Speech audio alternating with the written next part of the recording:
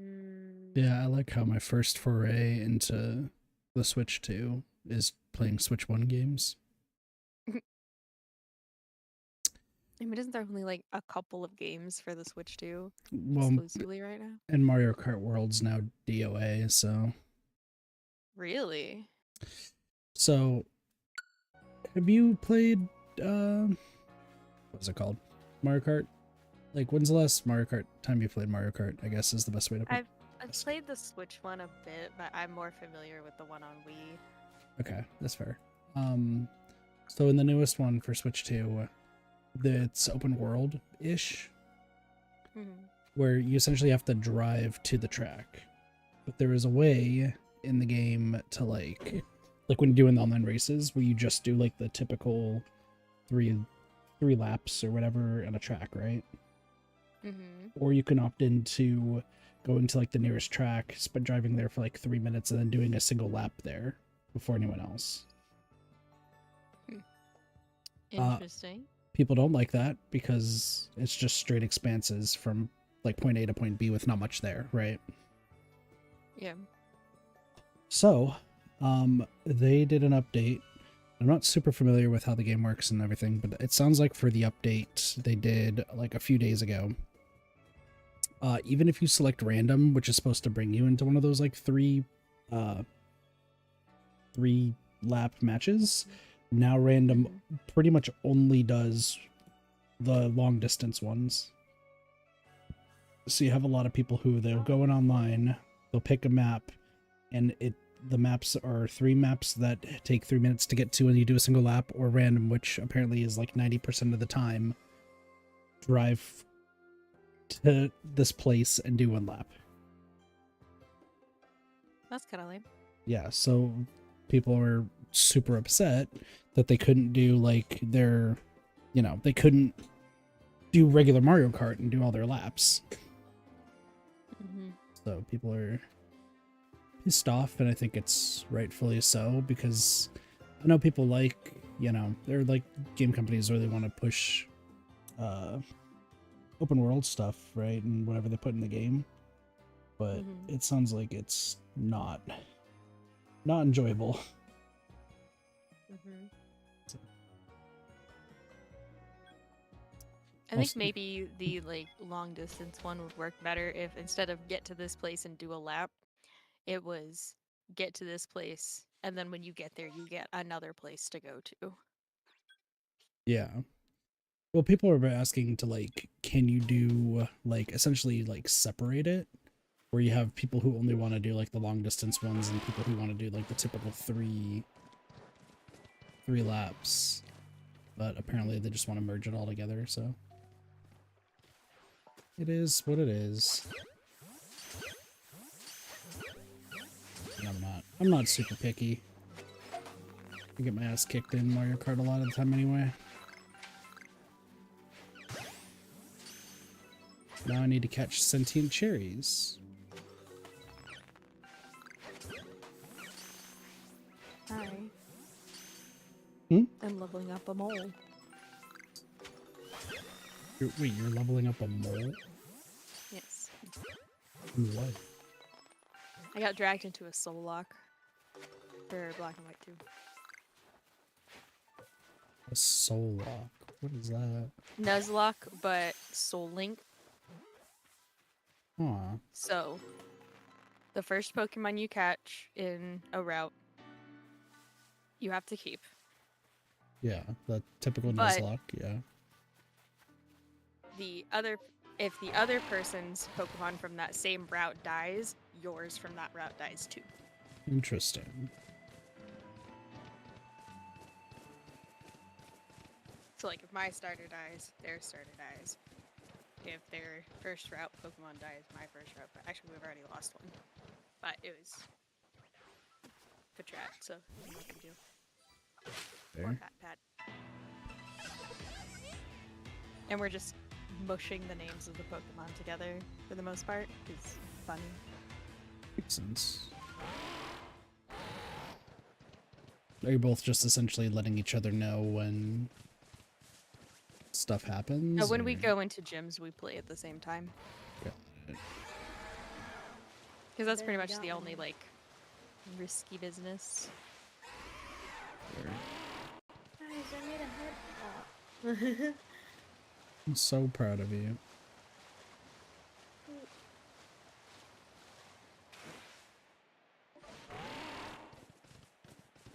Head pops are always really funny.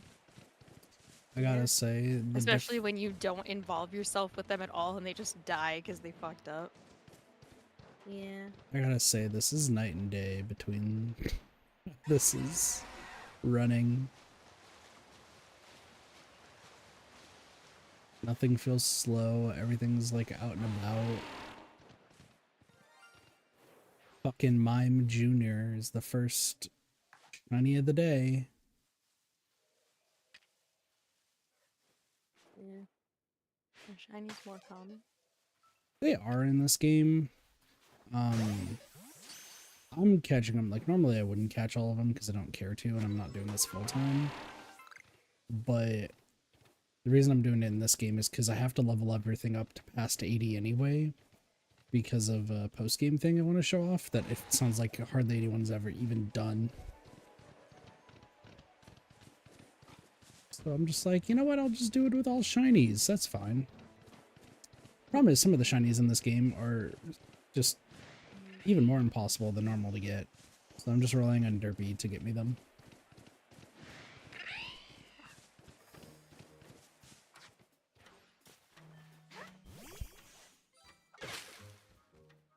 So I would name Neko after a cat in this game, but after what the cats turn into, I can't.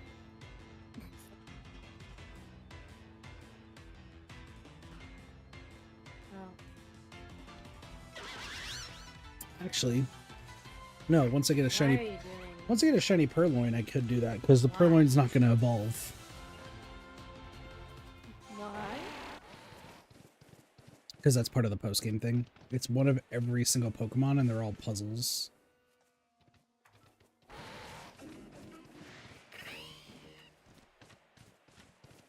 Also, sorry, not why did I say Purloin? It's Glameow. Glameow turns into Purugly, and I'm not doing that. Good morning, War. I mean, I could also name you after, like, in the Shinx line. However, every single Shinx is named after Sparks, except for one. What in the fuck is... And I've traded at least 3 Sparkses away.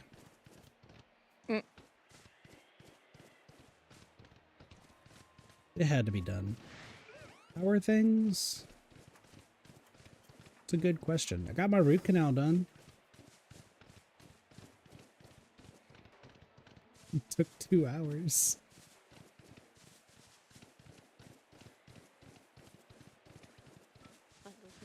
Yeah, I guess I didn't really talk about that at all yesterday because I raged too hard at Dead by Daylight. Apparently my teeth are, at least the tooth that has a root canal, or needed the root canal, some really weird roots. Am I okay after that? Yeah.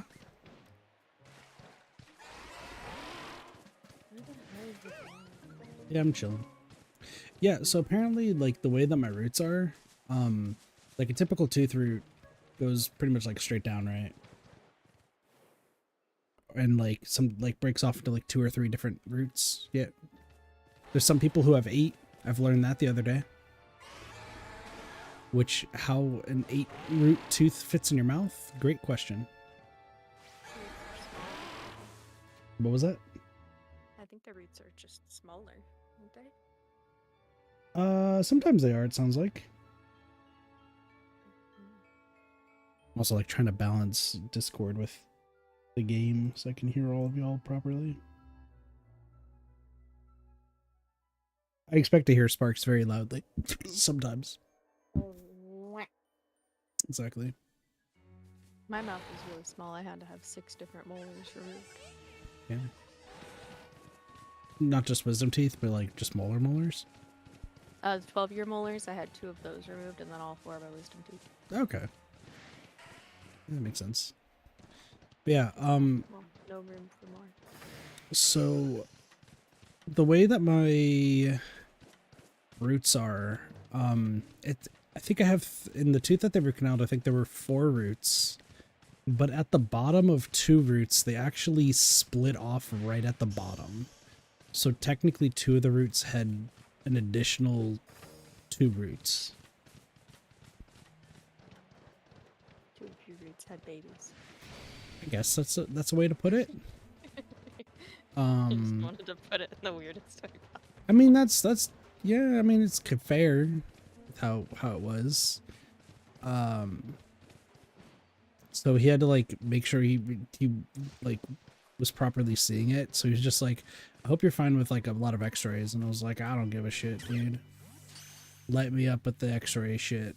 I will be irradiated. Irradiate my bones. He ultimately found it, but then he explained, he was like, yeah, no, your roots, like, these 2 roots just split off, and like normally I wouldn't have a problem with it, but they're like right as low as you can go.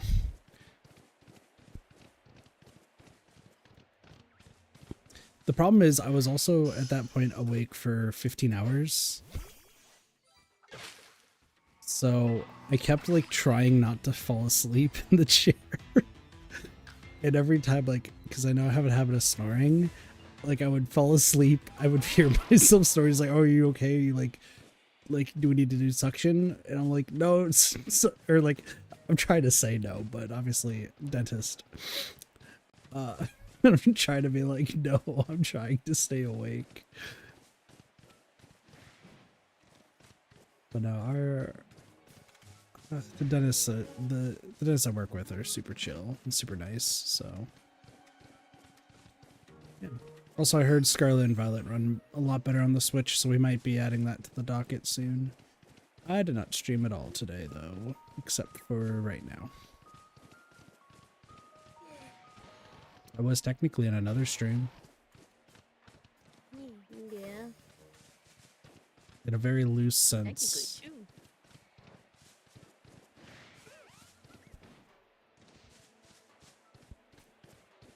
And the marzipan. Yeah, I felt bad that I kind of like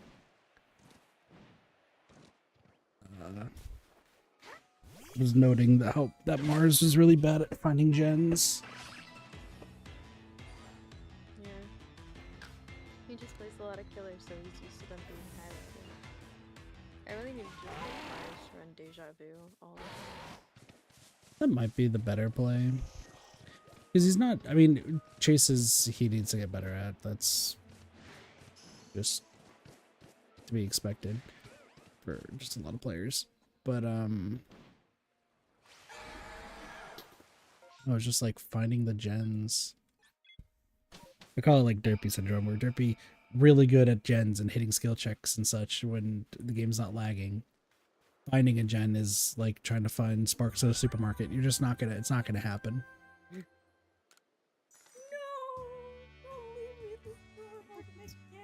I do have both games war, but yeah, I appreciate it. Sparks is getting lost in the parking lot again. Taken away by new. Okay. That was so. I've gotten lost in a parking lot before. I have too. Damn. I was driving. Oh, that's not what I meant. Also, Sparks. No, I actually like got turned around and could not figure out how to get back to where I was supposed to go. I got you. What's that?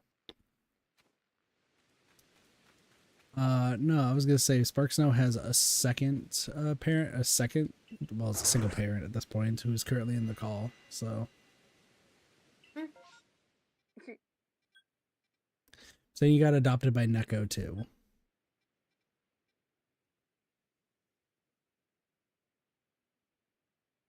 And now Sparks goes quiet. I just always end up finding new parents.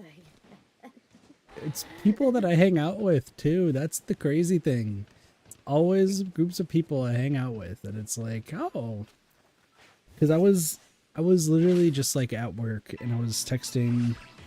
There was a few people texting me about like stream stuff and like trying to figure out if I was doing all right. And I look up at the top, and it's like Neko and Sparks in a call. I'm like, did what has happened? How did we get to this point? And now, you know, Sparks has now found a new parents, I guess.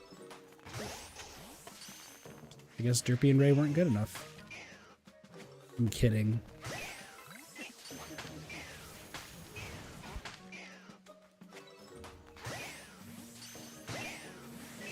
I think actually Derpy showed up later.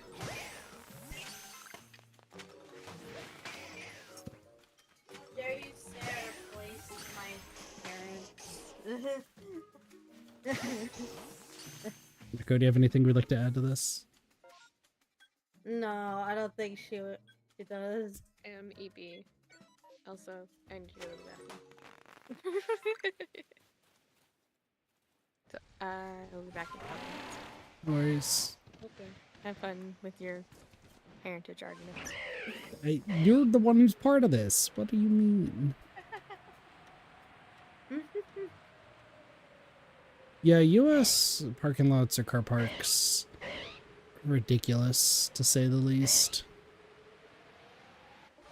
Why? I missed that part. Why parking lots are like crazy? Yeah. Well, because one, there's no consistency for how big they are. Like, straight up, no consistency. And two, like, sometimes you just have the rudest people in parking lots here in the States. Yeah. And that's just like the truest of true statements at the end of the day.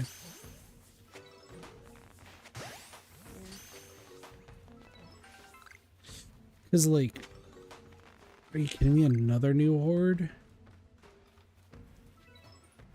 This is not crazy.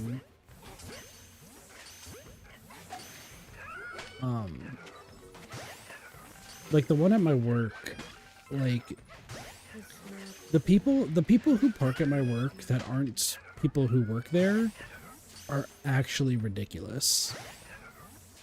I've seen a compact fucking Toyota Corolla park sideways across 2 different parking spots. It's ridiculous.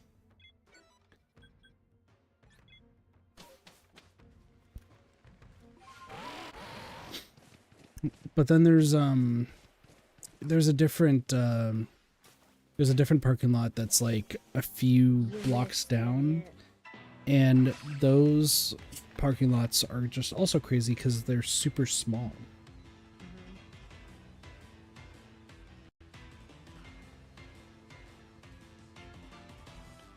Excuse me.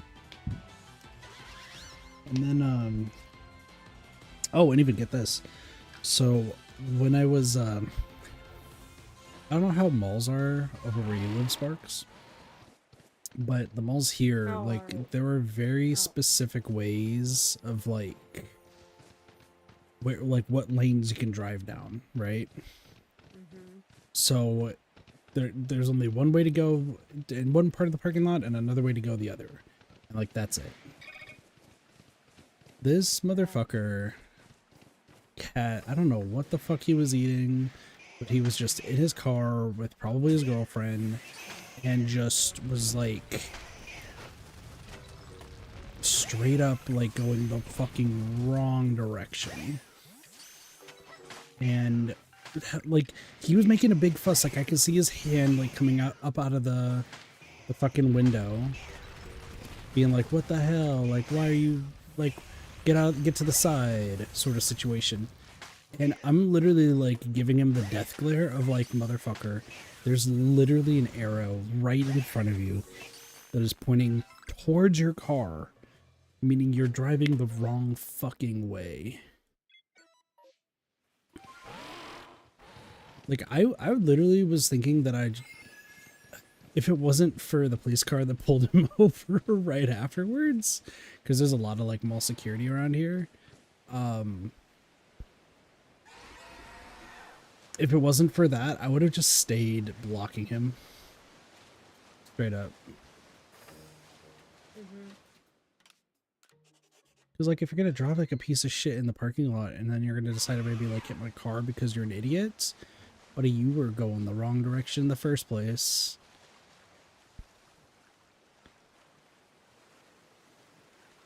So. Sometimes it says larger ones. Also, I got hit with 2 minutes of ads. Yeah. I changed it to where it should only be 30 seconds, but I think it's... They're really, like, doubling down on ads. Do you think the Sliminian's gonna do anything? Probably not.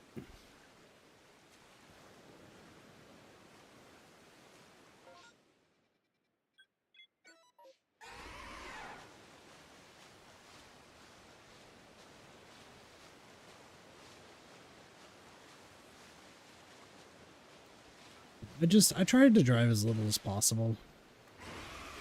That's really the big thing. Yeah. I mean, huge congrats to Sparks for starting to drive. I just still recommend driving as little as you possibly can.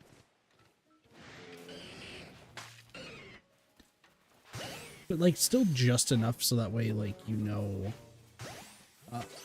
excuse me. Just enough so that way you, like, know how to still drive.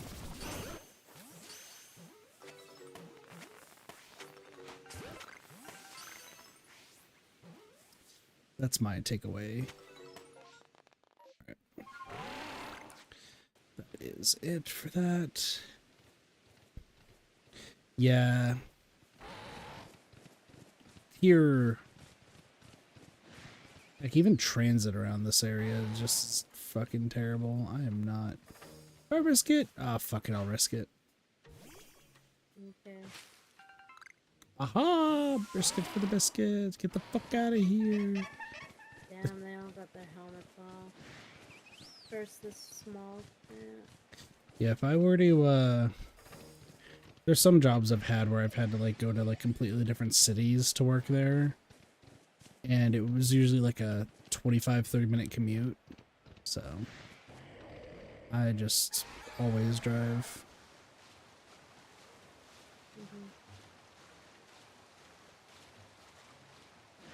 But also my car is like slowly dying, so I'll probably have to figure that out at some point. Just maybe not right now.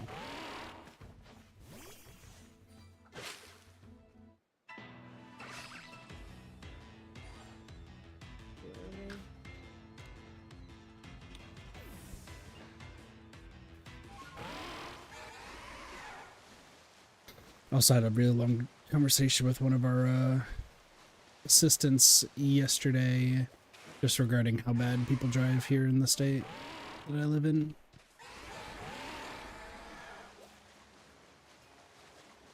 Highways are pretty bad. Yeah. You know, I had... Okay, so this is like... Sparks, you might be able to relate to this, you might not. I don't know. But this feels like a Sparks conversation. Okay.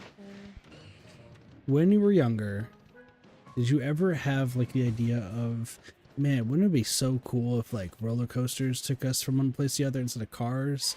That'd be so much more efficient. No.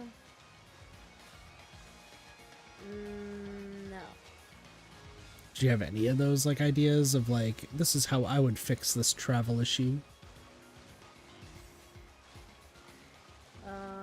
If magic counts for anything. I mean, teleportation obviously is a good one. Yeah.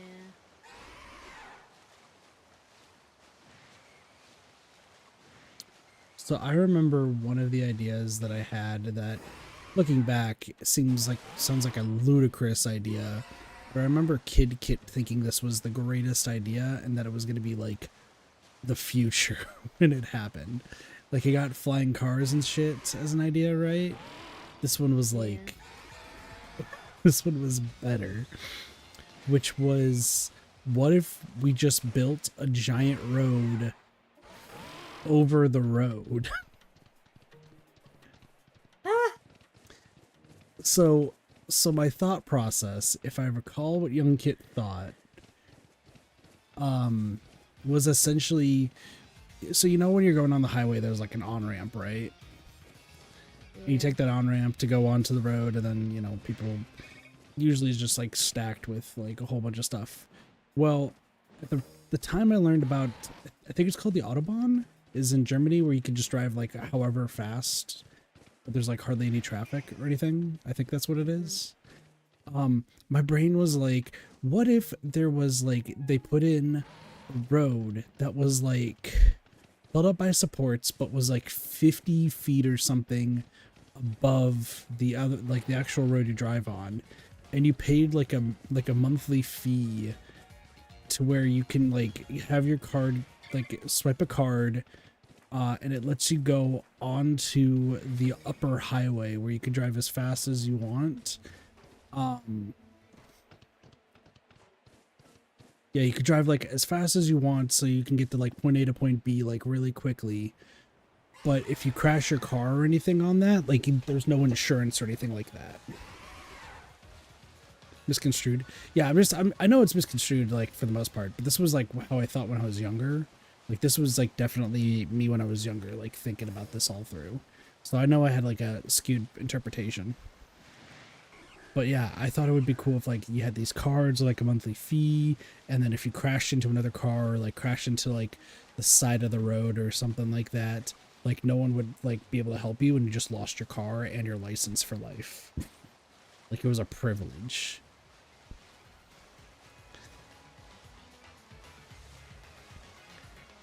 Thought it was like the best idea ever. Because I was like, that would solve all this traffic issues, because you'd have people who would be able to get onto the side, and if people tried to sneak on there and try to like drive as fast as they possibly could or something, like if you got found out, you would lose your license completely, no way of getting it back. Like I had it all figured out. The problem is the logistics of, yeah, how the fuck you're getting stack a road 50 feet up in the air above a current highway. But I thought it was a cool idea. I also had the typical idea of what if we just use roller coasters to get everywhere, because that way it would be actually fun to go to work. I particularly liked that idea, and when they made an advertisement making fun of it, I felt hurt because I still thought it was a great idea. Yeah.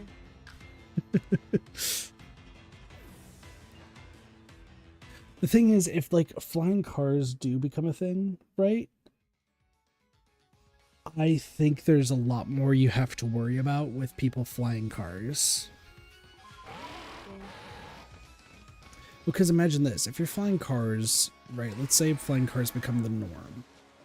And people are flying from like point A to point B, and there's not really any like roads or any way to like divvy traffic. It's just everyone kind of flying around, right?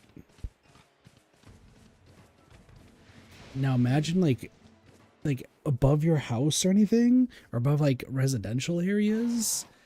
Oh man, that would be terrifying, because what if an accident happens in midair above like a neighborhood? You can talk to me about like, you know, oh, plane crashes happen all the time, and like that would be an issue. But this is like that has like a rare chance of happening, because there's not that many planes up in the air compared to, let's say, if everyone had a fucking flying car, then that shit's over. I don't know. I just get these weird, like the weird thoughts of like, what could be used to improve?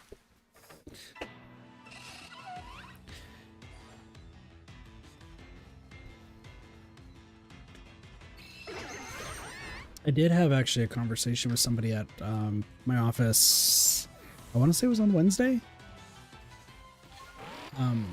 He was talking about how his job was essentially like going to be taken over by AI, but how since AI is like really cool, like there are other ways of like he sees the positive in it rather than the negative. Like he enjoys working, but he thinks that AI is actually going to be a better improvement for everybody in cutting off like the dead weight. This guy, from what I understand, he's probably like super good at his job. So like, I think he has like nothing to worry about, because if he gets replaced by AI, they would just have him do something like even more intricate or something, right? But he was like, oh yeah, oh my gosh, sorry, my nose is itching me. He was like, oh yeah, you know, like the dental field, y'all are pretty like safe when it comes to AI and like technology and stuff, right? I'm thinking about it, I'm like, okay, well, like, yeah, I'm guessing like dentists, they're probably set for life. Because if you go into a dental office and you see a fucking robot is right there about to like clean your teeth, oh, you're shitting yourself. You're just very clearly shitting yourself. Like, you don't want to go back. There's enough dental trauma as it is. People see that and they're going to be like, nope. I think I'm going to need new underwear as well as a new dentist, right? What would you say, Sparks? Yeah. Would you go to a dentist if they had a robot dentist?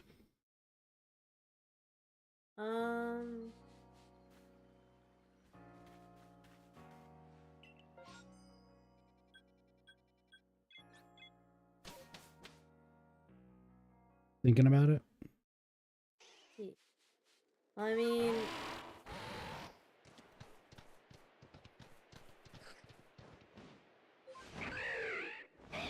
sorry, I'm tired. My brain No, you're good, you're good. I'm being a murdering little shit. So think about this way. You're coming in, you just need to get like, you don't need a tooth pulled or anything. You just need to get like a basic cleaning and like, that's all you need, right? Maybe one filling. But you go in there, there's no assist or anything. It's just like a machine that looks like it has two hands and can like switch between the different dental instruments. Are you like, this seems like a great idea, or get me the fuck out of here ASAP?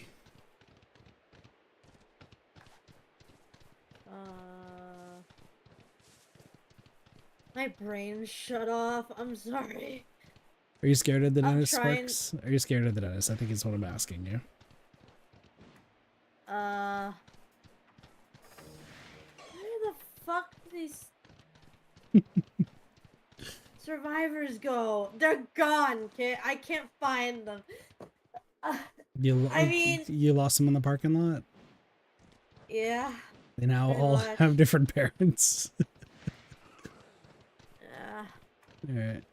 Motherfucker. Well, I mean, it depends on what the dentist is doing.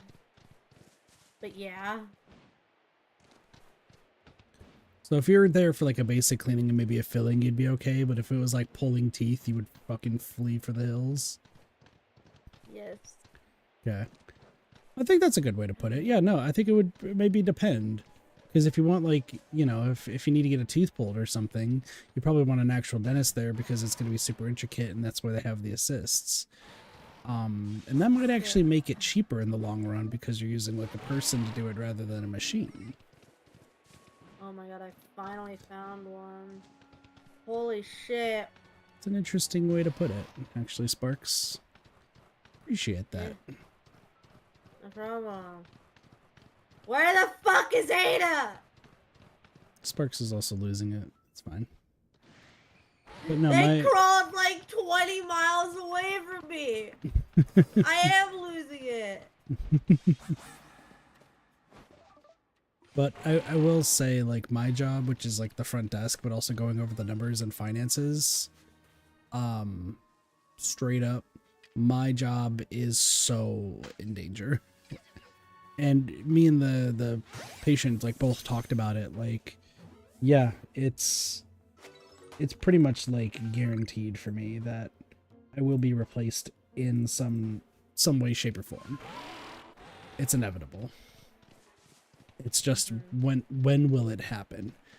I think my manager walked back. I think it was my manager, like maybe one of the assists was just like, oh no, he's good at his job. What do you mean? I'm just like, no, if we want to be real about it, if you really want to break down my job, you could put a kiosk up and just type in who you are and like your date of birth, And it's like, cool, you're checked in at this time.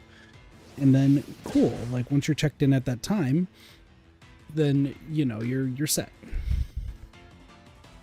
And then if you like, if I need to go over like finances or anything like that, essentially, you know, you just hand them a tablet with like maybe an AI helper, and it's just like, hello, this is what the breakdown is. Ask me any questions on the finance portion. And like, you know, if you ask like, what does this mean? What does that mean? Like they could just break it down and like guide through it and then automatically have the system in for like going over payment plans or ways to do payment.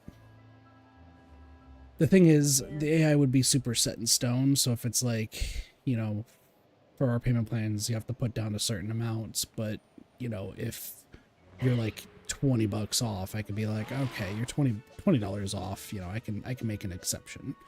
Compared to, you know, AI is going to be like, fuck, you're $20 off. Get the fuck out of here. You're not, no.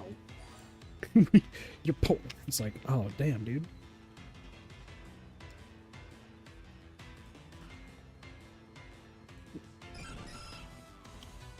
It sucks to think about, but like, that is what it is.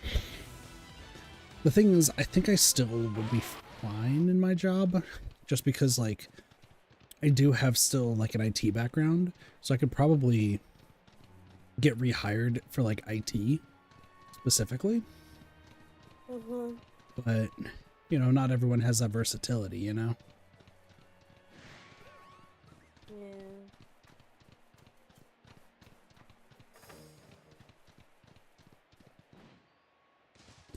You know, there's people who are definitely like super scared about it and everything. Like I hear it from some of my patients. I hear it from people in general. I also hear a lot of just people like not having any money, and there's now a big, I don't know how it is overseas, or but like at least here in the States, people are now, you know, 2025 finally realizing that the dentist is a doctor.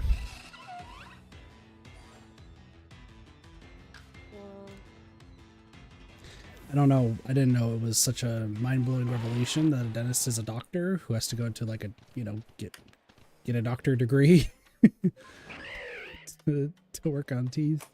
It just, I guess people think that it's just a regular job that you just apply for and be like, yeah, you know, I'll just work 9 to 5 pulling teeth. It's fine. Like, I don't know what people around me are thinking. Excuse me. Not just pulling teeth. There's definitely more that goes into it, but like the amount of times, at least in the past, fucking hard. absolutely. So yeah, they're medical professionals from the start. Yeah, no, and they've also been, you know, medical professionals here from the start, but for some reason here, like a lot of people don't equate the two. Like 2 weeks ago, I had a long conversation with somebody who was baffled that a dentist could be considered a doctor, and I'm just like, what? Why is that so confusing? But how do you not consider a dentist a doctor? What? if I've learned anything from the various states I've lived in, there's different levels of like teaching and like intellect. I think I've talked to Doge briefly about this, and he does not believe me in the slightest. Like, you can very much tell that Doge and I's like high school life, I guess you can say, is like vastly different from each other's. Okay. So like let me break it down from, I'm gonna break it down in like the 3 states I've lived in. Without saying what the third one is. Just know that I've lived in 3 states, and you all know 2 of them. We don't need to know the third. In the first state that I lived in, straight up, I was like, really like ahead of everything else. Like learning like math, learning like social studies, science and everything, because I was in elementary school. by the time I moved to Arizona, their fourth grade math and like English or language or whatever it was called back then, that compared to the first place I lived was night and day. Like the stuff I was learning was more like 7th and 8th grade compared to Arizona. Like it was that different. Does that make sense, Sparks? Yeah. Okay. So like it was baffling. But then like living in Arizona, the school system definitely taught you a lot about what you had a lot of teachers who cared, and a lot more kids there were street smart than book smart, and a lot of teachers like really tried to treat everyone as if they were dumb, but a lot of the kids there were smarter than they got on. They were just like street smart, but they were also too street smart to the point where they always got in trouble. There's a reason why, like, whenever I talk about the crazy stuff that's happened, like in my high school, one of the assists who actually used to go to a different high school that was like down the road from mine, she's just like, you went to this high school, right? I was like, yeah. It's like, yeah, that sounds like a typical that high school. And I'm like, yeah, we weren't known for being the best. But the thing is, like, they had like a lot of people with like really high grades and stuff. It's just the matter is that they always wanted to get into trouble somehow. But then you switch it to here, and here is like, I don't want to go next. I don't want to fight those things. Goodbye. Sorry.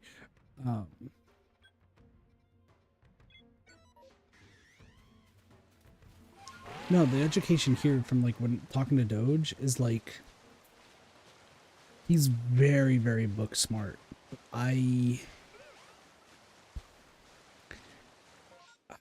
feels like the street smart sometimes is lacking.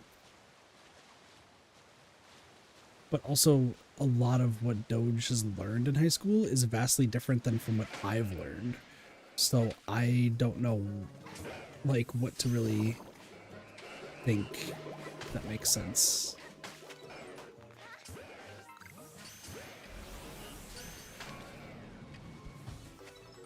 I don't think. That's not a fault spot. Well, Welcome back, Neko. welcome back, I Nico. do not like medical problems. They take forever. Fair. Yeah. We were talking about childish dreams and school systems.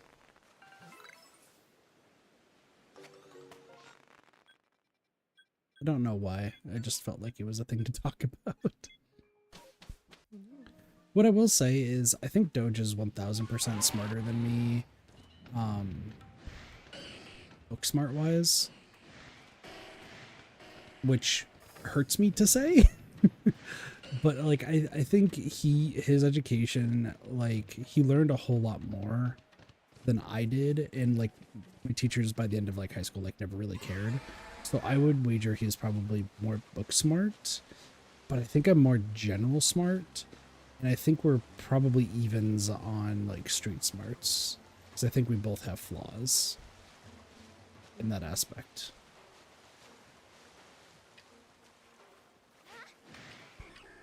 I was very sheltered, so I do not have street smarts.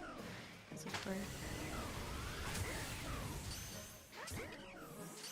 Just I don't know, Doge likes to act like he's like the smartest in the room every single time, but also like it's mostly Cube Slime and I who are solving the puzzles in the game that we solve, and then like that's that.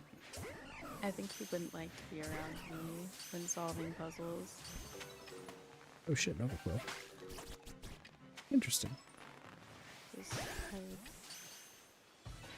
Well, as I put it, at the end of the moon stream, like I'm so defeated on that stream that I kind of just like we're essentially just letting it be. Mm-hmm.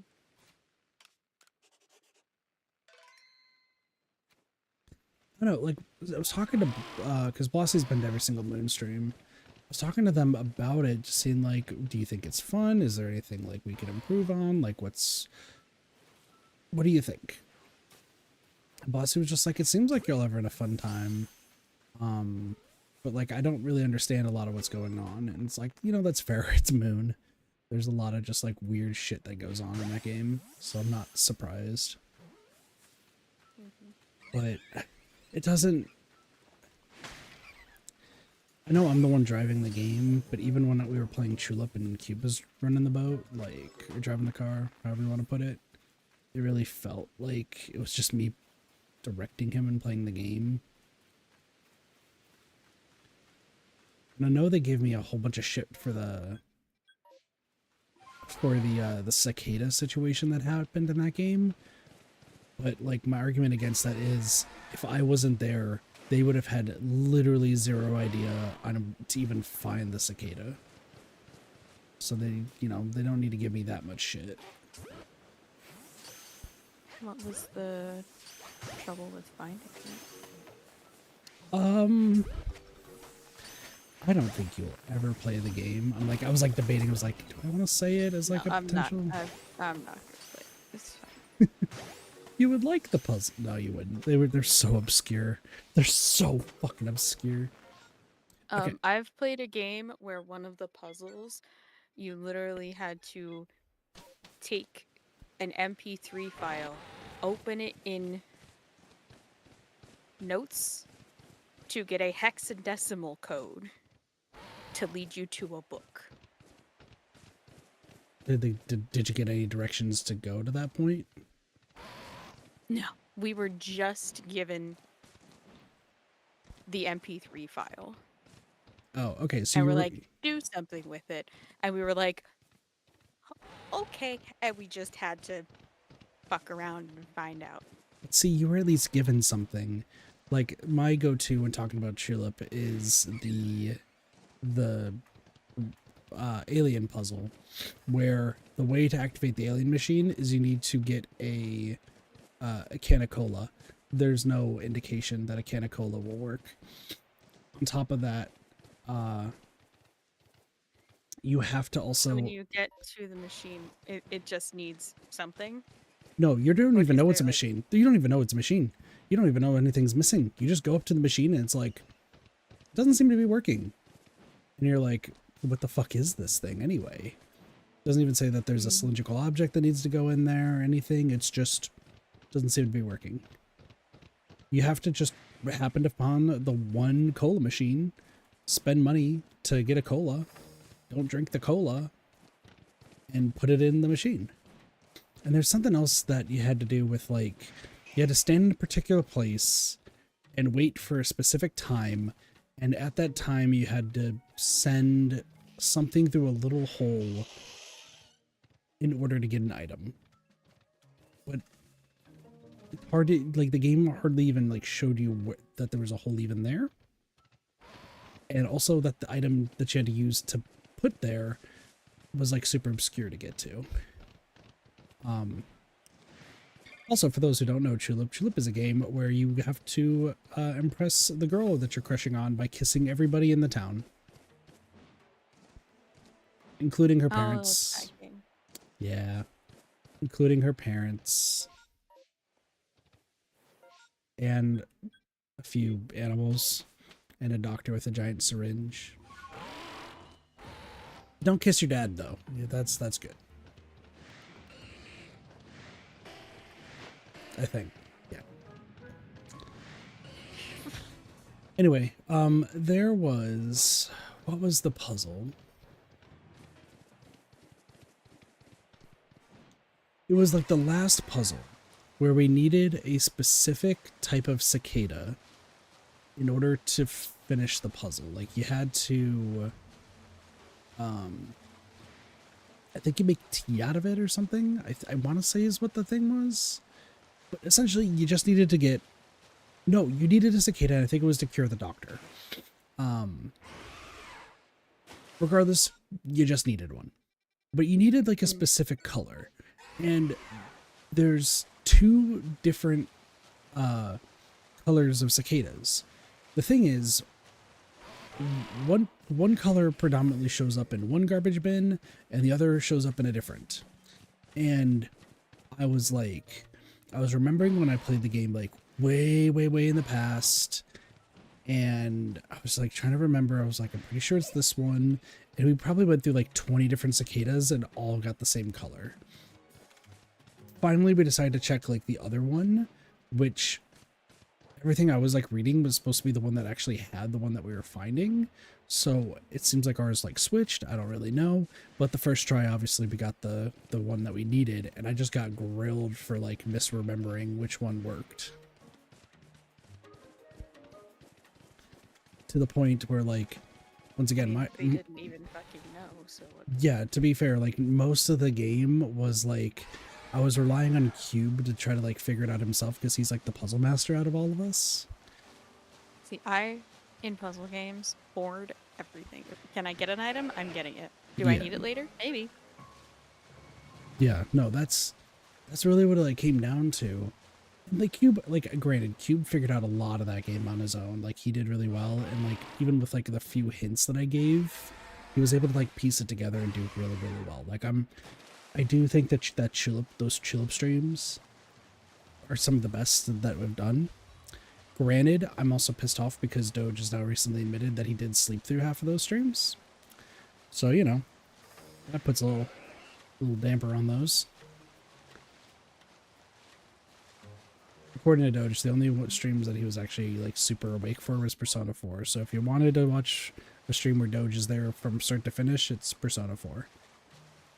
And I guess technically Don't forget, Moon, no? you still have open invitation to kick him out and replace him with me because he did that to you, and so now all's fair. I know. I'm just trying to keep with the group. But as I said with Moon, because I'm still pissed off about all the peak stuff and everything. And based on the fact that they don't seem to like intrigued by Moon, even though Doge says this has been fun, this is great, and I'm like, buddy, I'm the one solving everything. Like you're giving me like some tips, but like it's not really helpful. I just openly am looking up the rest of the answers and just not telling them that I am. So is it basically his tips are like, maybe you should go down that hallway when it was like the only other hallway to go down?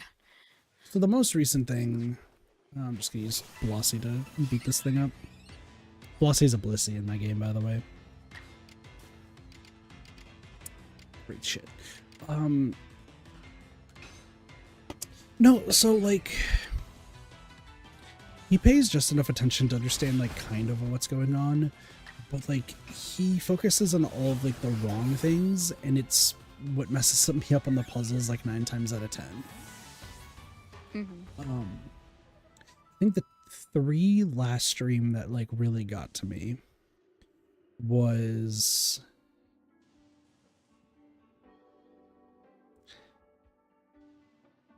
there's a dead, so with Moon you have to save like dead animals that the hero of the RPG killed, and in that you have to like go to their body. The body will give you a hint on how to save them, and there's like a flying pumpkin like witch that says he hated being observed, to which my brain rightfully so solved it, but we can't do it yet without doing another quest. He was adamant that we had to be like actively not looking at the body, to which I pointed out, buddy, the screen is always looking at the body. Yeah, like you can't just like straight up not observe him like that, because he's technically being seen. And even if we already found another animal that had you look away from them physically. Yeah, so they wouldn't do the same thing twice. That's just silly. The second one that got to me was the... I don't remember what's all happened in that last one, because I know there's 3 things that I was like starting to get fed up about, and I was just like, you need to not... Okay, there is an animal who's dead in an apartment building, and the apartment, when you read the body, it says it likes loud music. So my takeaway was to play the music in there and just wait. But Doge didn't think that that was the right solution and thought that we had to play something else. I looked it up. I was right. We just left the room too fast, is all it was. You have to wait 2.5 minutes. Jesus, that is... There's a lot of waiting in the game. So the way Moon's supposed to work is, and I was trying to, like, I wanted to live and die by what the manual said, because I think it's an amazing way to play the game and it would be a wonderful way to experience it. And this is not a dig at Moon itself, because I truly think the game is amazing. I actually think the game is fantastic, and if I would have played it in 1997 when I was 1 year old, I would not know a fucking thing going on. Let me age a little bit, and then I could play it. I would think it would be incredible, like absolutely incredible. All the puzzles, like I truly, if I was like maybe 12 or 13 at the time playing the game, I think it truly would have been considered a masterpiece in my eyes. Nowadays, you know, very outdated with like a whole bunch of like how it looks, how it runs. Some of the jokes are not in good taste. Yeah.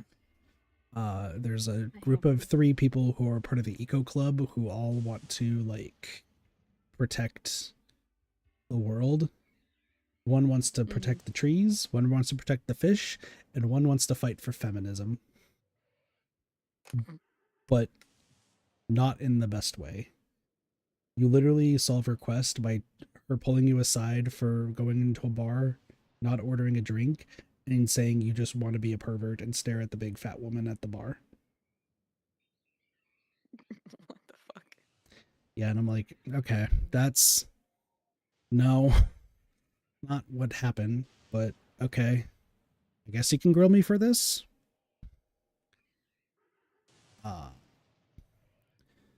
But there are just some puzzles that, like...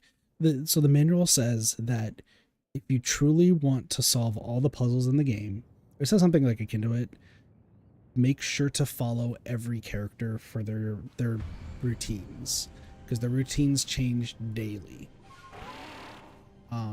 There's 7 days in a week, and if you just follow a character from their morning routine to the night, you'll notice they'll do a lot of the same stuff every single day, and it's like, oh, this doesn't seem right.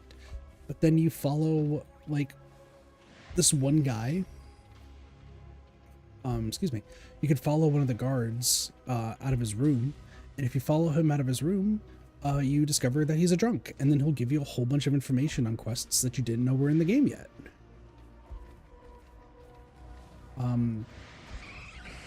There's another one where if you follow the dog long enough, he takes you to a secret hidey hole that hides important plot information.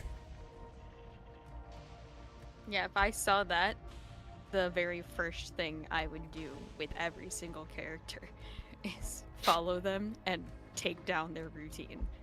Yeah, no, that's what I wanted to do. And then you also get like cards for everybody, or like personal items, and you can show them to different characters and you'll get information about them.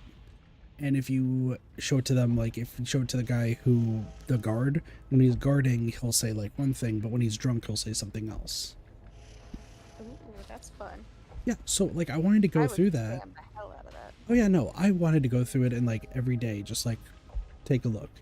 I'm thinking that when I do make the video, if I do make the video for that game, I want to go back through and like really just watch every single character from like start to finish.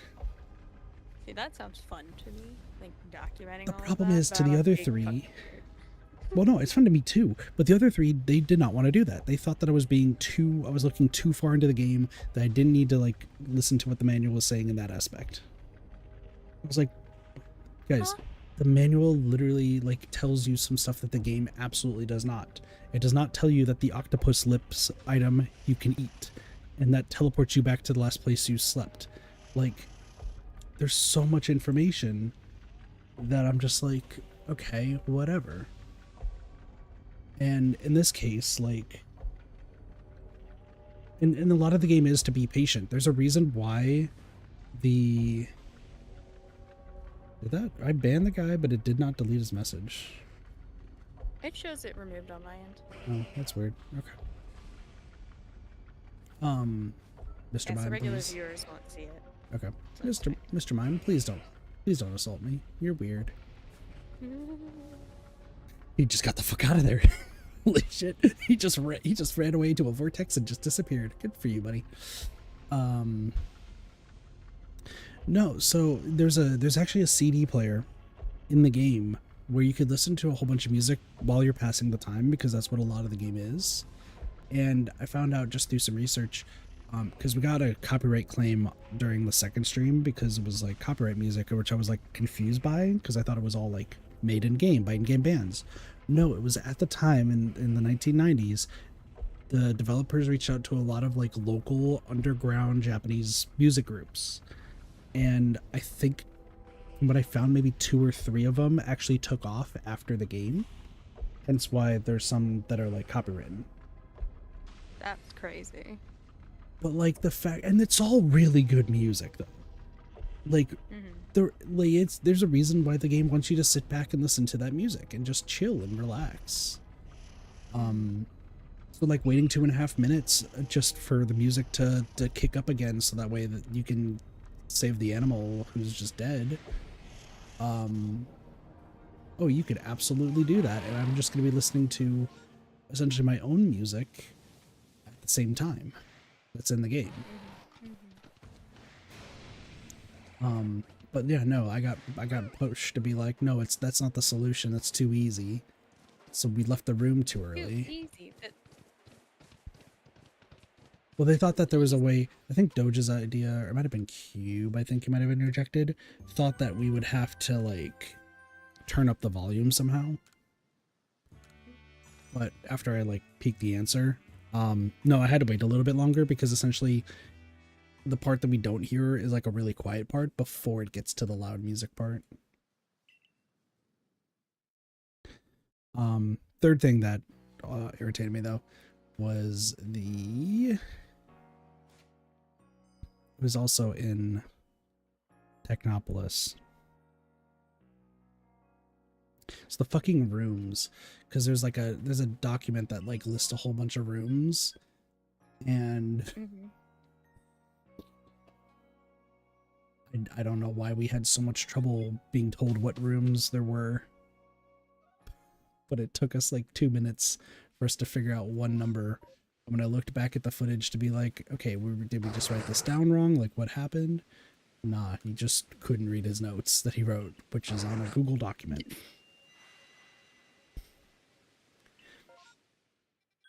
To which I also pointed out that, like, I redid the entire Google document because it just was looking bad and just didn't have that much information, like, written. And Doge was, like joking around about wanting to, like, do it all because it was his document.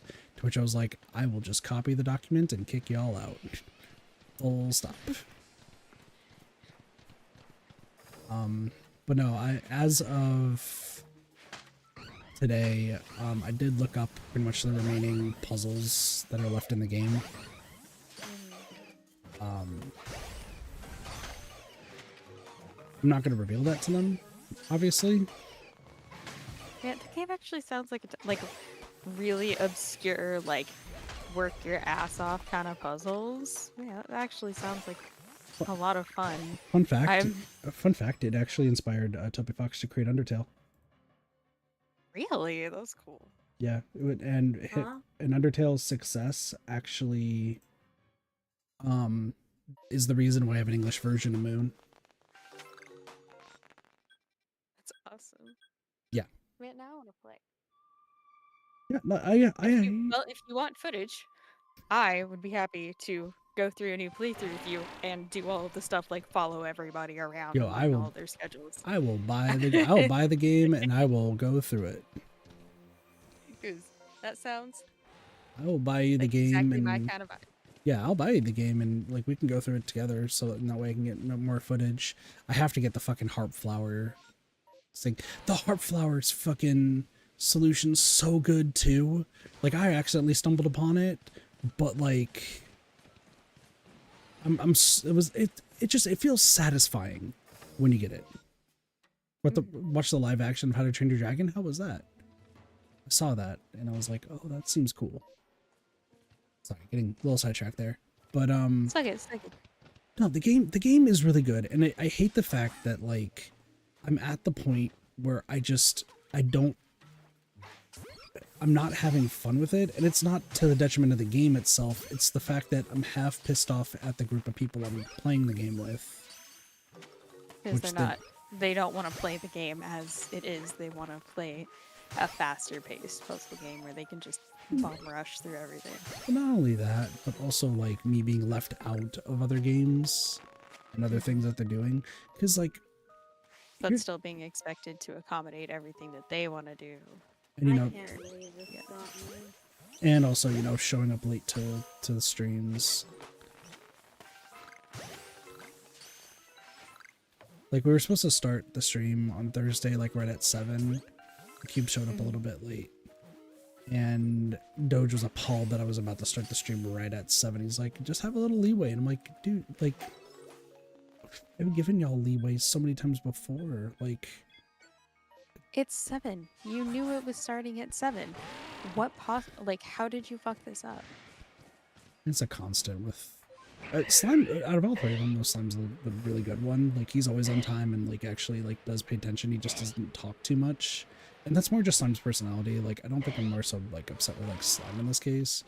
Cube, I'm a little hurt at the fact that, like, I'm not getting invited to, like, the platforming game when, like, Cube 1000% knows I love platformers. And, like, I know I can... Puzzle platformers are great. Well, yeah, puzzle platformers are great, but, like, I like a whole bunch of different platformer games. And it just surprised me that, like, even though we talked about the fact that I wanted to join in, didn't think that I would enjoy the game or something. Like, I don't understand it.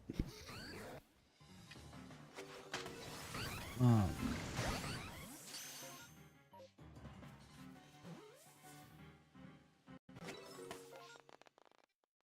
don't know. It just feels like I'm not part of the group anymore. But the thing I was gonna say though was the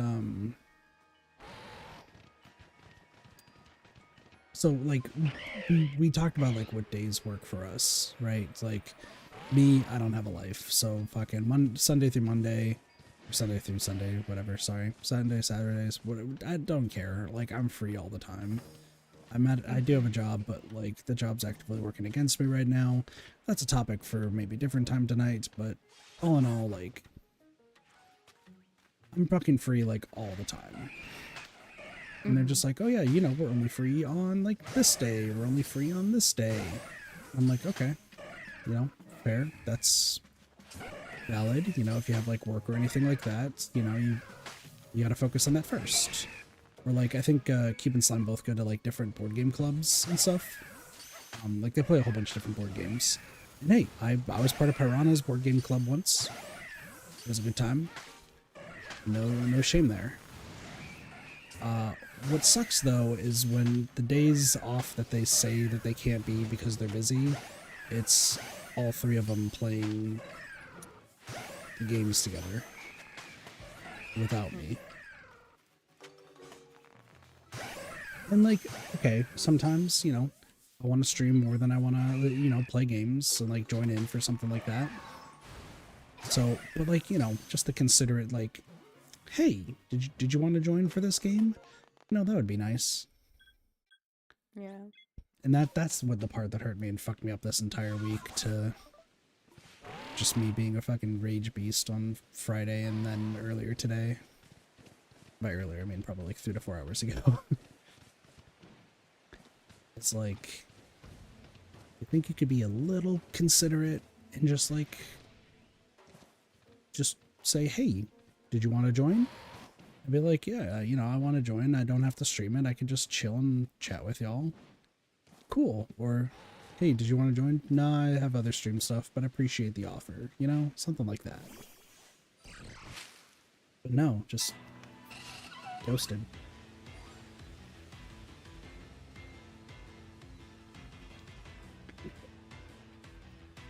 And then obviously they talked about the game on Moon on Thursday.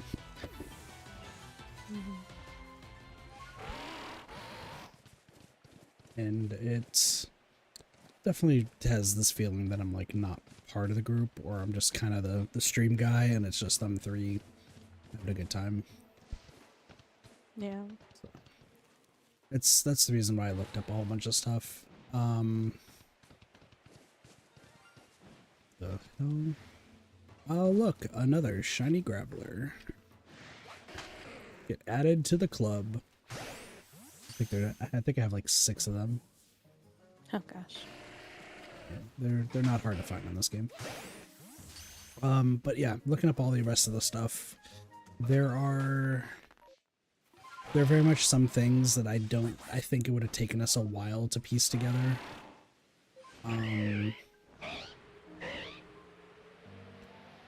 There's a few things that I'm glad I looked up because I thought I broke the game, and I'm glad to know that I didn't. There's a puzzle. I'm not gonna spoil too much more on it because like Pokemon Home, you can transfer them. That's true, but I'm gonna do that after I do the Path of Solitude stuff so I'm kind of holding off on that. No, but there's a puzzle in the game that is. There's a few puzzles that involve various bits of music from the CD player that you have. Mm-hmm. So not only is it for listening to really cool music, but if you play certain songs in certain places, like you'll complete quests. And unbeknownst to all 4 of us, I accidentally played a song to start a quest and like did like a quarter of it. And then we proceeded to spend probably an hour on Thursday trying to figure out how the fuck I did it. After looking up the solution, it was one of the 2 songs that we unlocked really early on. That is what gave us the start to it. But there's another one that, frankly, I think it's the only puzzle in the game that I dislike, I think is the best way I can put it. Because how do I put this?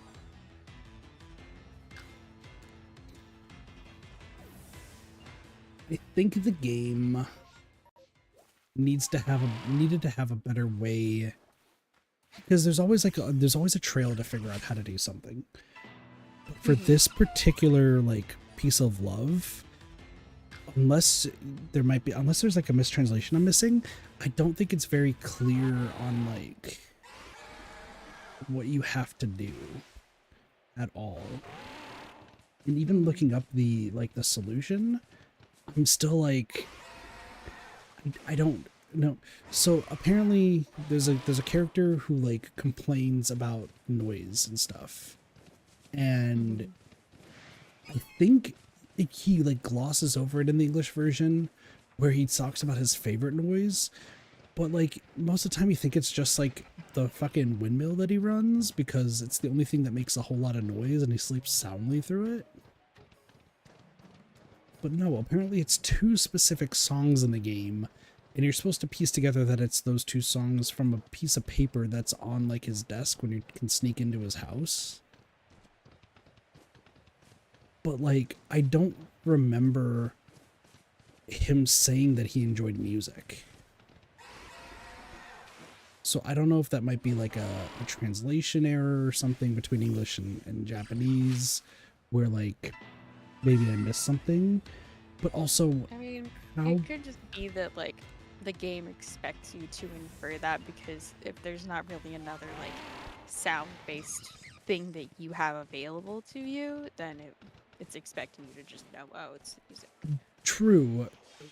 And while I would also like really agree with that, there is another puzzle that involves him that really just takes place of when the windmill is really loud in his room.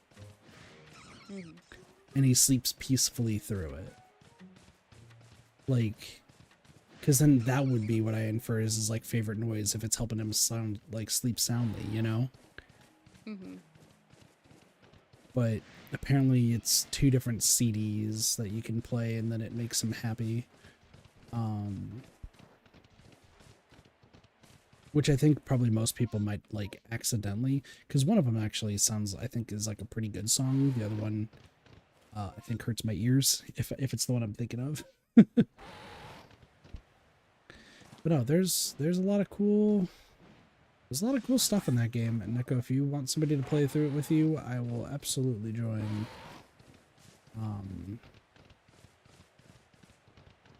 I mean, I just got a whole bunch of new games today, There. as you probably heard, because hijinks is crazy. Did something happen during the stream that I just missed? Yes, hijinks gifted me 15 games from my wish list. Oh. I think it was late in the $300 fucking thing. Can't believe this. He was there. Fucking was still just did it chilling. still did it late. I mean, to be fair, like at the same time I was messaging chat, and Sparks can back me up on this, I was typing, when should I donate the $100? Only to quickly realize that that might not go over well.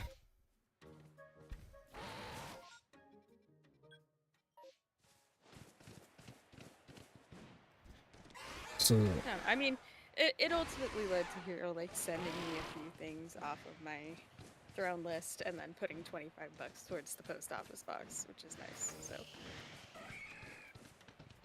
that's exciting. frankly, it was mostly going to be a joke to have me donate $100 under a different name again. Would it be another name that I would again recognize? Did you recognize Terranian Wolf? Yeah. Yes. Okay. I got confused on that one because That's why I was like, I wonder who this could be. Well, like I figured it very was just obviously like in the most dramatic, well, sarcastic I way. figured it was obvious because of like the fact that obviously I was talking about the $20 thing, the bet and whatnot. So I figured that was obvious. I didn't know if you knew my other name of Terranian Wolf. Yeah. We talked about it at one point because I had asked like where the wolf thing came from. Yeah, because And you were like, that's how most of the Gmod jailbreak people know me, is just as terror, terrain, or wolf. So,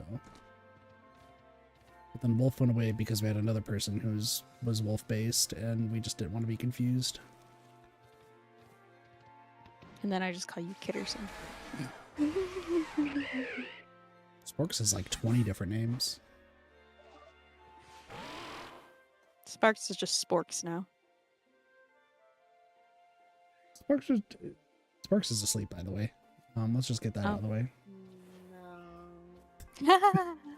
That was the most sleepy sounding no I've ever heard.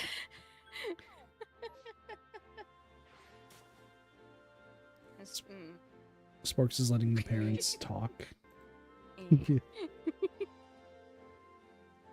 letting the adults speak. Mom and Dad are speaking, except Dad just finally came back from the grocery store. Getting ready to send you back out because you forgot the cheese. Cheese doesn't Yeah. cheese doesn't show up here ever. Because you left him at the grocery store. Nah, he's dating somebody. I know.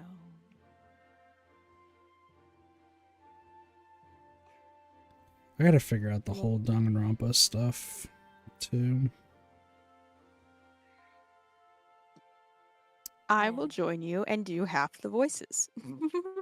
Me Man, too. I'd love So to. So I will do a third of the Well, I gotta- voices, Sparks will do a third of the voices, and you'll do a third of the voices. I'll figure out what the gist is.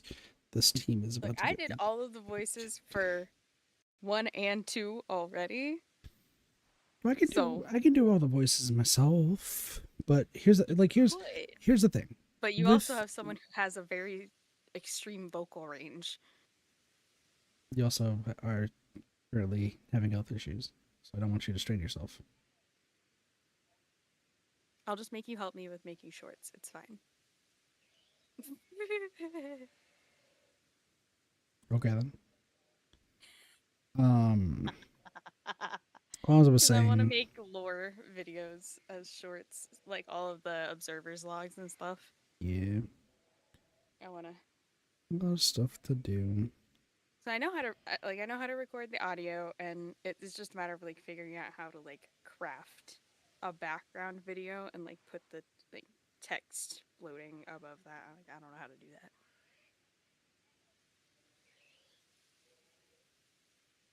That might be more of a derpy question, actually. But we'll see.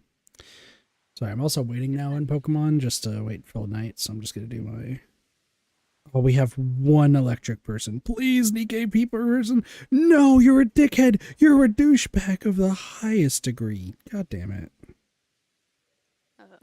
Because the big plan is to turn all of them into shorts, and then once I've got all of the observers logs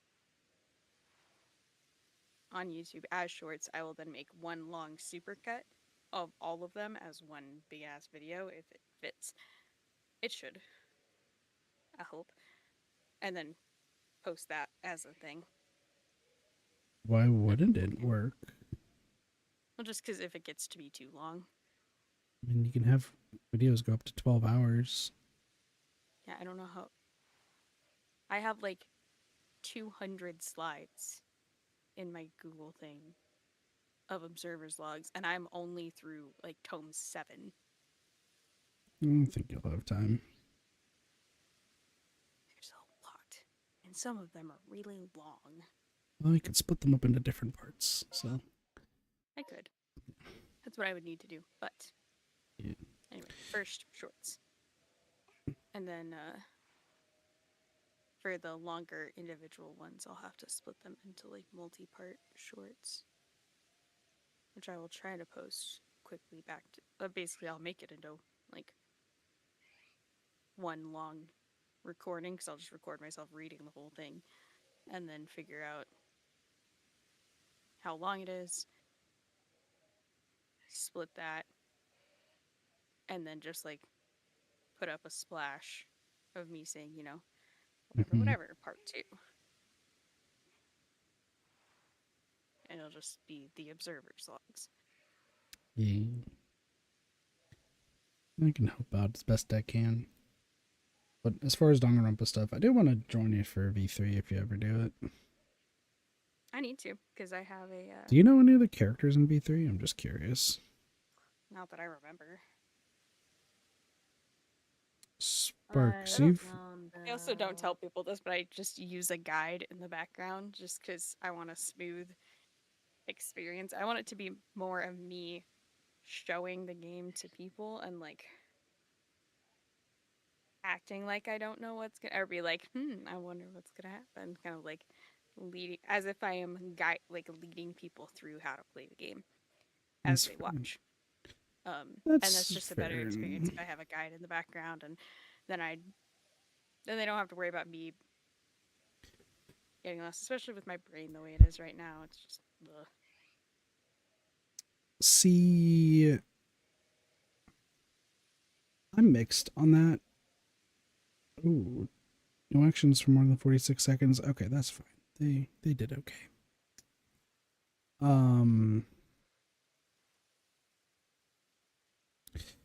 I think it's more about like the journey in some games, and then sometimes it's more about like beating the game. And you have to just kind of make that differential on like which you want to show off. Like for the Danganronpa streams with me, Dojidori, and Cheese, I think it's more the journey. And especially with how we were doing it with 2 people who have played almost all the games, and 2 people who have never played any Danganronpa media. And this was something that did that. And I'm sure I would do something different, do it differently, like in the group. Well, yeah, in V3, all of these, like having the guide pulled up was just because I was playing by myself. So, well, in V3 you would have me, and I could probably be your guide at that rate, because I know V3 pretty well. I'm also gonna need to like make sure I'm set up to 100% the game eventually, which I will not be doing on stream because that is painful. I did it for 1, hated every second of it. We did the Monokuma building, right?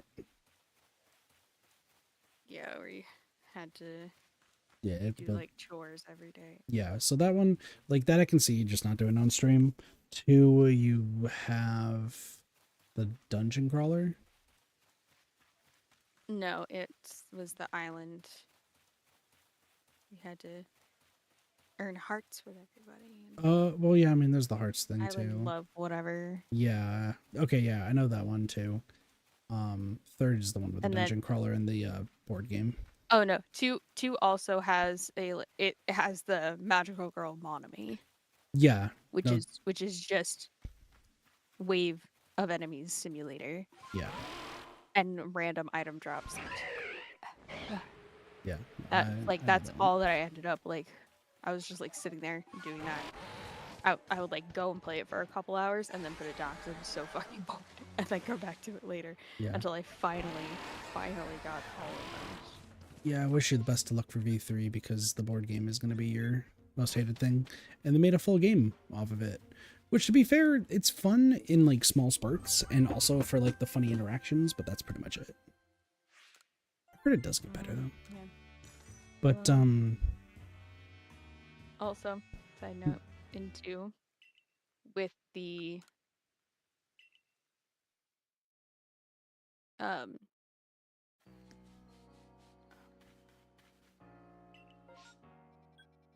the one with the strawberry room or the strawberry building yeah, or the that one, funhouse. I was so heartbroken Spoil going into that potential trial. I know that's potential why spoilers. I'm not saying anything, but like I was so fucking heartbroken knowing like What was about to why happen? they did what they did. Oh yeah. Not what happened, but like the why that they both came to the same conclusion, and it's oh my god, Yep. heartbroken. Because talking about the fourth trial and the second game, the funhouse sparks. Absolutely heartbroken. Um. Yeah, I don't want to spoil it if Yeah. you need it not spoiled for chat or for Sparks. I think Sparks. know Yeah, Sparks knows everything. Sparks is Okay, good, yeah. Sparks is chilling. This might be. I think insane. that's the first trial where like I genuinely hated sending someone to their death. Like it just I was If I it's may, just the worst. if I may, I really now want to be there for V3 because I want you to experience probably the same thing for almost every case. There's no way they could all be like that. There's two that I can think of that are not like that. One 1000%, like you're gonna listen to it and be like, you're an idiot. You're just straight up an idiot. Cough, cough. 2, 1, cough. 1, especially. Bone on the my meat. God, Bone on the meat. This Piplup has learned how to fly, by the way, ladies and gentlemen. This Piplup's invincible. Okay. Oh, cool. Yeah, no, bone on the meat. We love, or sorry, the meat, or sorry, the on the bone. I was making the joke. Damn. Were you just that bad at doing it? No, so when the game, so I'd like to preface this because I don't know, Neko, how much you know about like me when I first like started getting into streaming. No, I was not here for that. I got encouraged to stream by SHSL Blaze, who is a huge Danganronpa creator from back in the day. I used to watch them in Weeby News. They covered a whole bunch of Danganronpa stuff, like the 3 anime. When V3 came out, they got like early copies. I actually befriended both of them. I'm really good friends with Blaze. And they stream now Variety. And then Weeby has been playing the 100 line, which I also want to stream. And don't know how it happened that I got to befriend both of them, but like even almost went to E3 2018 with Blaze. And then Blaze got conned out of a ticket, so I went alone. Oh. I did get them. How did that happen? The seller like they tried to go with a private seller, and the private seller just took their money and ran. Oh, that's such a shame. But I did get them a Kingdom Hearts 3 keychain and also got him a wall scroll for Final Fantasy VII Remake. I think it was of Tifa, I think. I want to say. I don't really remember, but like there's like footage, there's videos on my phone of the hijinks that we got to when I came back from E3. But no, we hung out a lot together, and like they're super cool, and I wish I could spend more time with them. They got a whole life and busy and such, so I haven't really had the chance to. Need to more. And I owe a lot of my like streaming like knowledge thanks to Blaze, so I'm always like forever indebted to them. But you know, a lot of the like that's how I met Adori is through, because there was all Danganronpa. Like these are Danganronpa super fans, and while I'm not as big of a super fan as a lot of the people in there, the SHSL, that's what the Japanese translated is. So instead of the ultimate students, it's the super high school level students is what it is. Mm-hmm. So Yeah, I do know about that. yeah, so a lot of like the super fans, you know, they come up with all that stuff. I was never a big fan of it, but like, you know, I saw it all. That being said, I quite enjoy super high school level. It's just so over dramatic and very high school coded. Like high schoolers would eat that shit up, and I think that's why they did it that way. yeah, no, and I agree. Like it's definitely cool. I got tired of it when like it became a lot of people's personality in that Discord and in that community. Oh, yep, that would annoy the crap out of me.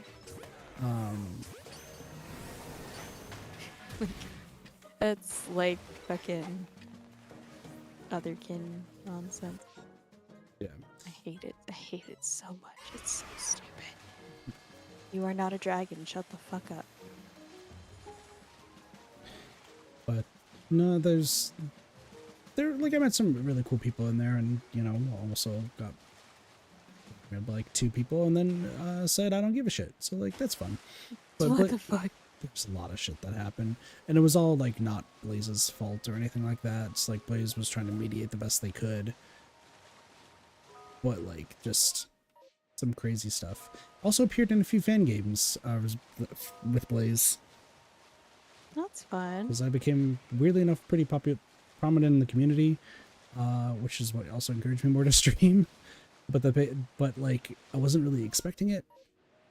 But I also was known as the orange juice guy because I got everyone in the server to play 100% orange juice.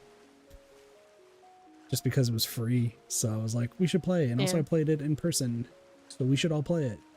And everyone's like, yeah. And then I became the orange juice guy. And I was the orange juice. I think I was the orange juice villain in one of the fan games. That's really funny. Good time. But, so when V3 came out though, like we all like talked a whole bunch of like about V3 when it was, you know, first being streamed and like revealed and so on. And actually took a few days off work to try to 100% V3. So I have some strong ties to Danganronpa. But I'm not nearly, like I said, in comparison to like Adori, who like super devoted to it and has particular ways of going about it. I just want more people to just understand how good the games are.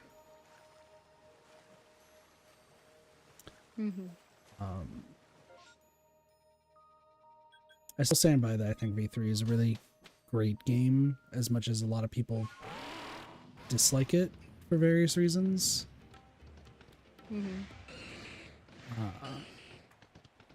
Obviously I do cosplay as one of the characters, but that game is a lot more like emotionally written, and I really enjoy it. And yeah, there's only 2 things in the game I think you will actively get stuck on. One, listen, I would love to help you. I'd love to be there and support you. If you beat it, hugest props in the world. You just props in the world. Because I only ever I mean, beat it once. I usually don't have that much trouble with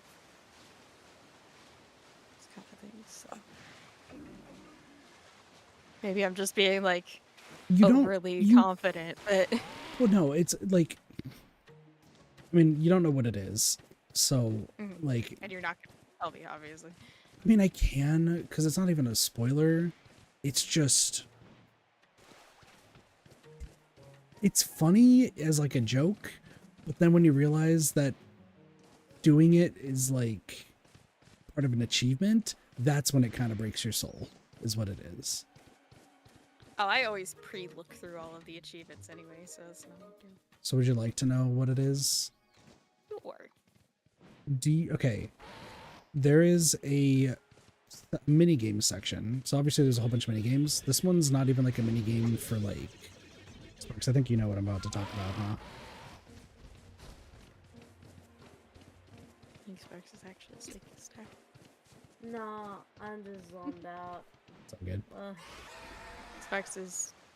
So pretend to sleep. There's a minigame where you have to get all of the students, or at least one of them, to the end of this platforming section. You know what I'm talking about now, Sparks, don't you? Yeah, I wasn't paying attention. Alright, it's good.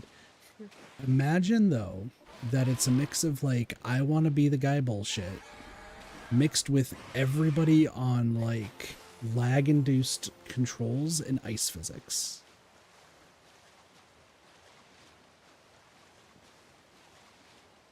And the problem is you don't have, like, X amount of lives.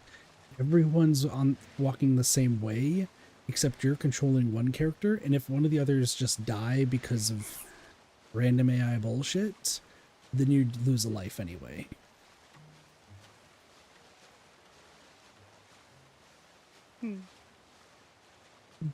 Granted, you can like keep retrying it over and over after you like unlock it to like give it a good shot, but it's just so unforgiving and so hard to control. Like, I think you have to like jump like maybe a good 2 seconds prior to getting to a death pit, but also you're sliding and there's like inertia involved, so you gotta like address that too. I'm sure I'll figure it out. I mean, I gotta. Yeah, Gotta figure it out one way or another. Yeah, there are some people who like I think have made guides now online that kind of give you a better idea of like what to do. But it's essentially like what it boils down to is once you know what the layout of the place is, it's not hard to like beat the traps. It's just hard to control. I most likely will just brute force it.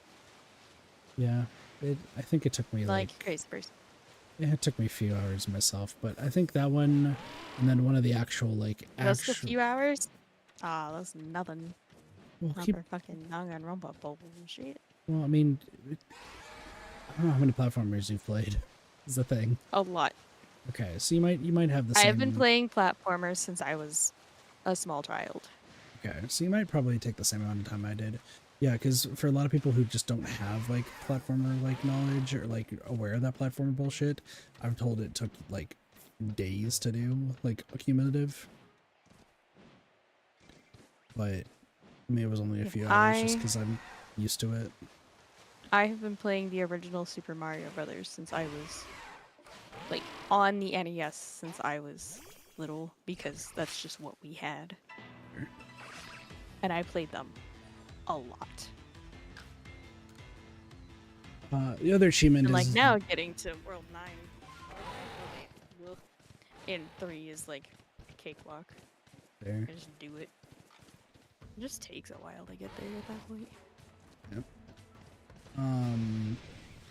Yeah, the other achievement is a mini game that's actually from the trials. It's not hard, it's just RNG. You can get really lucky or you can just be very, very unlucky. Sounds like magical girl monami bullshit. I wouldn't say it's like that much bullshit. It's more the fact that like if you don't understand how the game works, you're probably gonna just get frustrated and just try to brute force it. But if you take the time to learn how the minigame actually works, in my opinion, you'll just feel kind of like fulfilled. But Shall see. yeah, we shall see. As far as my Danganronpa playthrough, I think what I'm gonna probably do, I'm gonna see how the middle of July plays out with us, because we're supposed to start from trial 4, in the middle of July. Or 1? Yeah, for 1. So they just, the last point we left off, which is almost I think a year ago now, again. Oh, God. Yeah, this playthrough has been taking a long time because, I mean, put it in perspective. It's not so much the fact that like I rage quit on the 3 of them rather than all of us like getting busy. Like let's not get it twisted. I was the one who rage quit on them, not the other way around. Oh, hi, shiny Bidoof. Nice to see you here. It's amazing that I don't see more of you.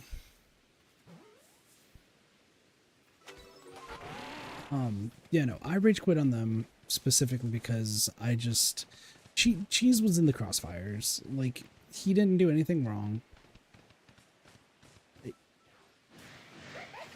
Yeah, Cheese, in the grand scheme of things for that stream, Cheese did everything right. Just me being frustrated with the other 2. Mm-hmm. I mean, now that I think about it, no, there was a little bit of frustration on Cheese because Cheese refused to ask questions, to which, as we've been planning, like, this comeback, I pulled Cheese aside and was like, hey, I need you to ask questions now. Like, don't just try to be like, figure it out. We need to spend an hour, like, discussing what happened. We're taking an hour to discuss what happened. I don't care what the other 2 say.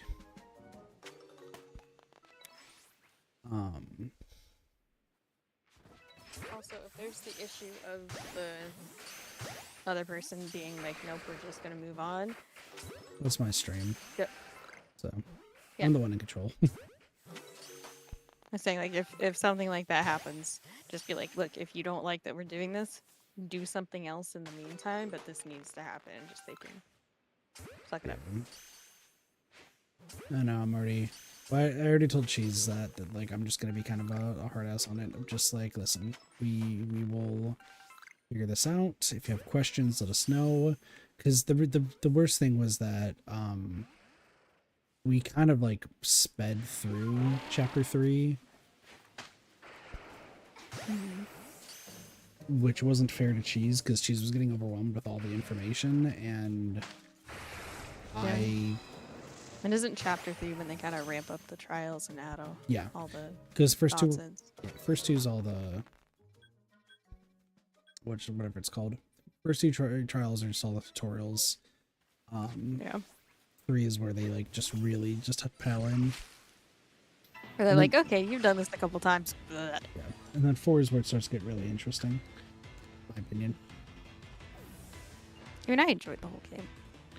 I did too, but I have to put my foot down on a whole bunch of other things, because Cube brought this up before he streamed Moon the second time, where he wanted to go back and watch the Danganronpa playthrough, but he pointed out how unwatchable it was, which, you know, was surprising to me, because I was just like, shit, I don't want any of my shit to be unwatchable. Like, I want to make sure that this is right. Like, did I fuck up audio? Like, trying to figure it out. And he said, no, actually, it was 2 of the 4 people not paying attention to reading and taking easily a few minutes to read. Which I was like, yeah, no, I noticed that it happened. And I did go back, and Doge does not believe me, but it's there. It's 2 to 3 hours of just dead air because people don't pay attention to reading. Which is like the most baffling thing. I get that there's a delay, right? When it comes to like streaming it on Discord and such. Like, I try to minimize that delay as much as possible. And you know, now that I have one going through OBS, one going on my main laptop, my main monitor, excuse me, one going through my laptop, and then now there's another one that's going through Discord. Like, yeah, it's gonna get pretty fucking chaotic. I get that. So that's why I need to, like, I wanted to make sure that everything was, like, looking good ahead of time. But that still doesn't excuse, And I mean, like, the silence for, you know, 10 to 15 seconds or up to, like, 45 seconds before, oh, shit, it's my time to read. Even though you just hear me going, nah, this frame, this name, this name, this name, and, like, just continually going through. And Cube said it actually is unwatchable because of the fact that, like, because of the lack of interest in wanting to read or focus on reading, it makes it seem like half of the group doesn't want to be there. Twitch Doge? I think Sorry, go ahead. Sorry, go ahead. on that front, if it happens again, the general rule should be if I say your name twice and you don't respond, you're SOL. And if it happens more than like 2 to 3 times in a single stream, you're getting kicked from the call. And we're going on without you because that's really disrespectful.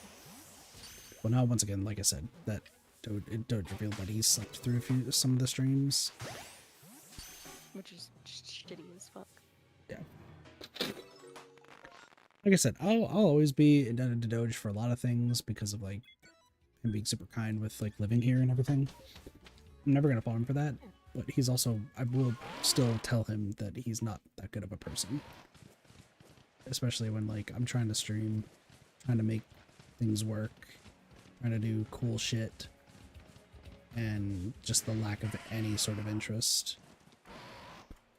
Like, it'd be one thing if this was just like a hyper casual thing that you were doing and it was literally just to stream you and your friends playing, but we are both trying to do this at least semi-professionally. I would like to do this full time, and I'm kind of gonna have to kick that into gear. I'm on the since I no same longer boat. have a job. I'm in the same boat because I'm pretty much constantly at butting heads with my job. So, but yeah, no, I think How's Cheese's that been going with the changing locations, by the way? Oh, the one where they want me to move locations. Yeah. They haven't followed up on me about it. They just kind of are like, oh, I guess we're not going to send him. But I haven't seen that manager in a hot second, so. Maybe they set the manager over there instead. That'd be funny. I'm not entirely sure what they plan on doing now. Right now the issue is that, like, right now it's like a schedule battle is what's happening at my work now. Yeah, the thing you told me before. Yeah. Thursday and Friday did not get as bad.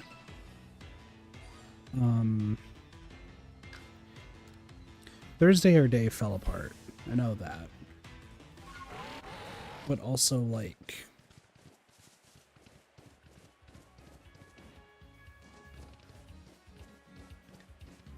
I'm trying to think of, like, the right words to say for what's happening that's not, like, too telling. Mm-hmm. I understand that where I work is a business, and it's, like, it's really important for, like, our head dentist to make money.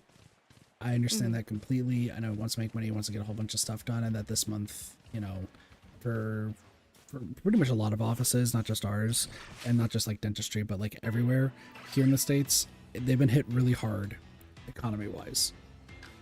Yep. People just can't afford that kind of stuff. Yeah, people can't afford various things, not just, like, dentistry. There's just a whole lot that people can't afford. That's just the reality of the situation. And with the sudden, kind of peeling back the curtain a little bit, I don't know if this is, like, this should be, like, well-known information. Probably isn't, because it's insurance and no one really gives a shit about insurance except for me, because that's, weirdly enough, a lot of my life, my working life. A lot of procedures for dental has actually raised in cost as of June 1st, 2025. Like various procedures went up about $200. Oh my god. It was a shock and it surprised me, and I had to fix a lot of that stuff, and then our system got updated, and now the system is just grossly incorrect. And not even like a little bit incorrect, but like majorly incorrect. So like we've been Oh my having gosh. to fix a whole bunch of stuff. Well, that sucks. Yeah, no, it's bad, and I mean, but the other thing that's happening with insurance is they're like now their maximums are wanting to switch the maximums to make them lower. They don't want to cover as much, so a typical 180/50 plan, as we call them. There's talks that people want to go down to like they want to still do like 100 for the basic shit, but do it like a 70/40 just so they don't have to cover as much because of everything going on. Which then again is to the detriment of the patient. There's just a whole bunch of like bullshit going on in that aspect. Still, if anyone here in the States is like needing dental insurance, I still highly recommend getting it. Maybe not, unless you only need distractions, then maybe like some plans work well for you. That's all I can say about that. I'm not an insurance salesperson. I couldn't even afford the insurance, let alone to go to the dentist. Yeah, I haven't been in years. I'm not an insurance salesperson. I'm not really having any issues. Like, I'm sure there's some stuff that could be fixed, but like, I'm not having any pain, so I am calling that a win for me for now. And I'm not an insurance salesperson. I just read too much about policies and stuff and have to know a whole bunch of stuff like the back of my hand. There's a lot of people in my positions like to actually like say that dental insurance is useless and there's no reason to do that. Do not listen to those people. I'm telling you right now, self-pay and even discount plans in comparison to just having insurance, it's fucking night and day. The difference is so different. Basic cleaning, by the way, just letting y'all know, like most times self-pay, $300 to $400 self-pay. Discount plan goes to about $250 for a lot of like offices. Just having the insurance, straight up $90. Like, and that's like I ask the doctor's office I go to about their dental stuff, because I'm on an income-based thing where like per doctor's visit I only pay $25 because broke. Yeah.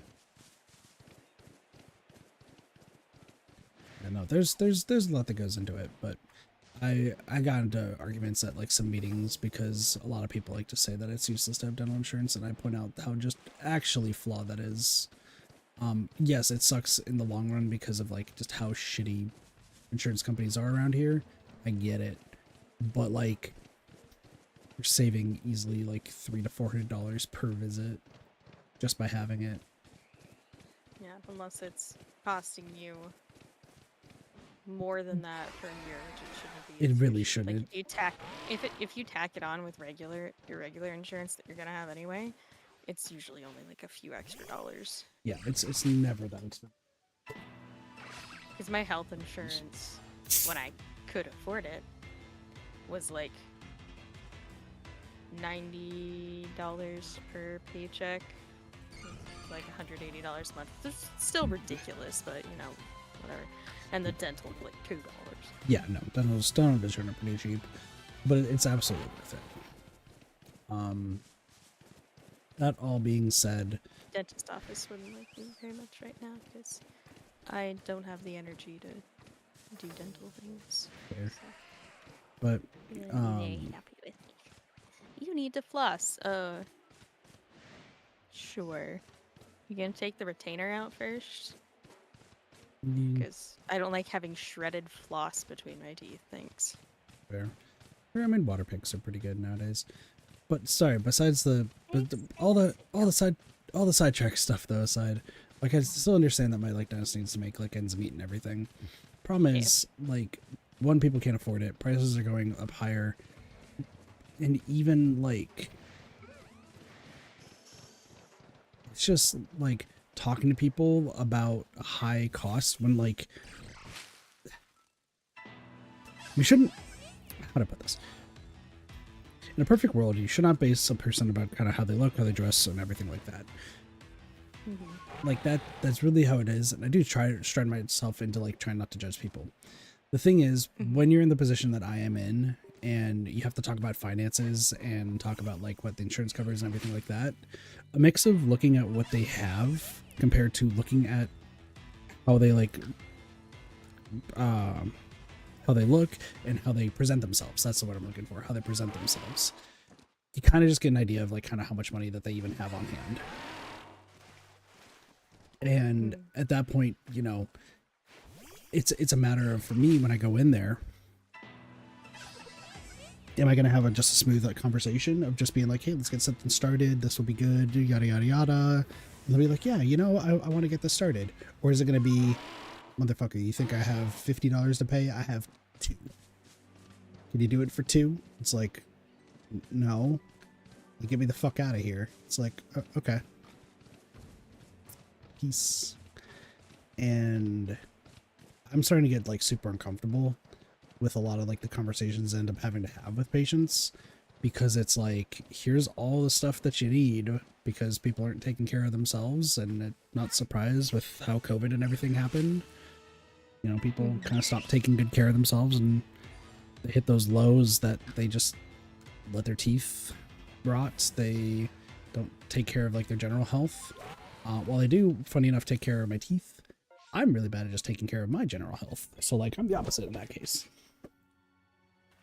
A lot of other people, it's they don't take care of their teeth at all. Mm. So you have me just sitting there going over costs. It's usually in the few $1,000s. And I can just tell just by talking with them that they frankly just don't even have like $10 in their bank account or anything. Mhm. And then we had some new policies of like down payments for like payment plans and everything, and that people can't afford. And it's just like, we want to get something started, and so that way we can get money. And I was like, what the person who has like $5 to him to get set up on a payment plan, may be super lenient, but they never pay us. Yeah. Not exactly how I roll, boss. And Thursday was a big hit, because out of everyone I talked to, they looked at me like I was fucking crazy for the numbers I was going over. Like, I'm talking a lot of the procedures for some reason on Thursday were into like the tens of thousands. Oh my gosh. And that's like some serious dental work that you need. Like, that you kind of really gotta fuck up your teeth for that one. Like, the more I kept going over all of it, the more uncomfortable I got. And that's just like the real talk situation. Is I just was like, okay, so like this would be the down payment, this will be this, and this is what your insurance covers. And they're looking at me like, are you a fucking idiot? Like, you think I can just fork this over right now? Like, what? I just, no. And then they leave.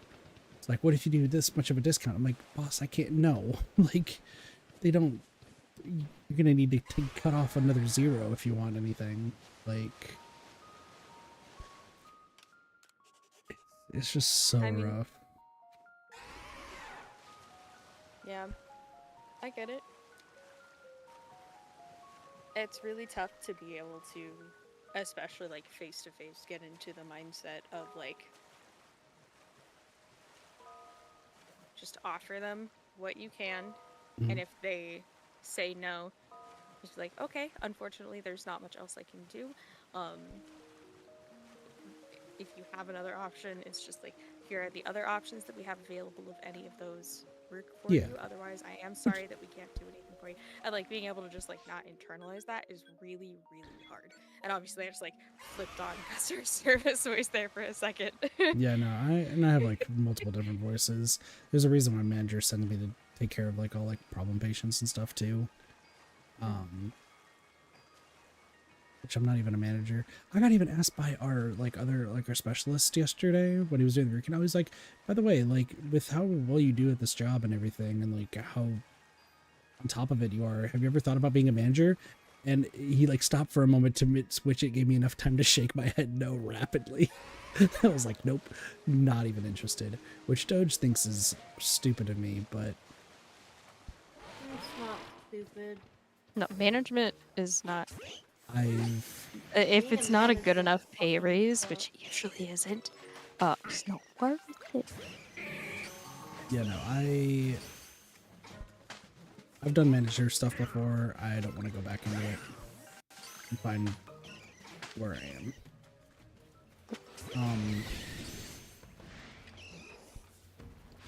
But no, the big thing is, like, I don't mind talking about the money and everything like that, and like the look.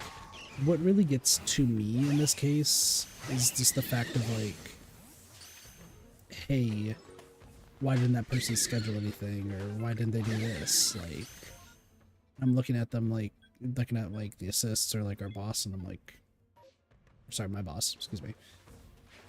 I'm just like, okay, that person had $20 on them. It's like, well, is there anything we could do for $20 and the insurance cover the rest? I'm like, their insurance covered literally just being told this. It's like, well, is there anything you could have done to get them to stay? And I'm like, what? Yes, let me just give them like 2 giant discounts on crowns and they'll actually come back. Like, you're not going to make any money. I think just the pressure of just like how much money needs to be made, but it's money that no one has, is starting to like get to me.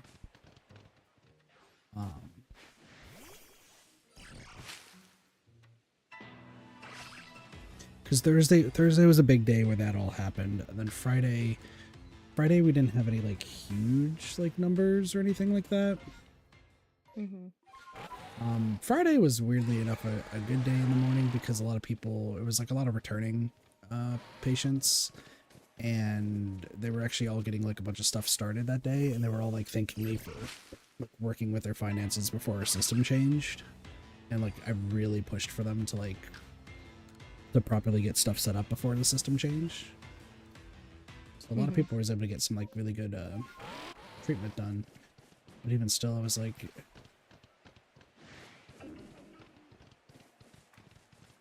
the latter half when just everything started like falling apart.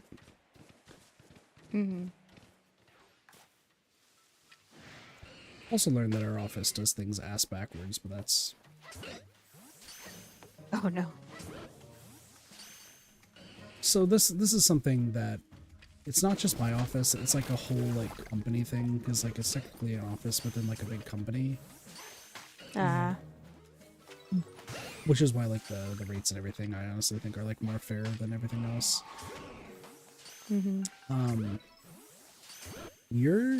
So growing up, whenever I went to the dentist, you pretty much were like, when you scheduled the appointment or everything, like you were scheduling the exam, x-rays, as well as an actual like cleaning, and you weren't really scheduling with the dentist, you were scheduling with their hygienist. And then the dentist would see you for like 5 minutes just to see if like anything like restorative was needed, and then that's that, you know, they just move on with their day, right? Yep. Here you schedule with the dentist, but there's no guarantee on doing a cleaning. There's no guarantee that you'll be able to start anything on that day. Except for just the exam and the x-rays. That's awkward. Yeah, so there are times where like I'll like, you know, I'll talk to people over the phone and they'll be like, okay, so like for the appointment, what will we be doing? And I'm like, well, x-rays, exam, and if we have time, we can get stuff started. It's like, well, don't you put aside stuff and time to do it? I'm like, yeah, at the time of the appointment, I'm going to schedule an appointment for if we have like nothing there so we can get started. But if somebody else schedules in a different time, or like if like the spot nearby fills up, then you're not gonna have the time to do it, which is a lot of the time. And it just it always like feels weird to me every time something like that happens, because like there'll be people who come in and they're sitting in the chair and they're like, cool, like the exam's done, that took like 15 minutes, that was super fast, cool, am I gonna get my cleaning? And then I get told by everyone else, nope, we don't have time, this and this is going on. I'm just like, Okay. So, who's gonna break the news to them that we don't have the time? He's like, well, you can. Have fun, Kit.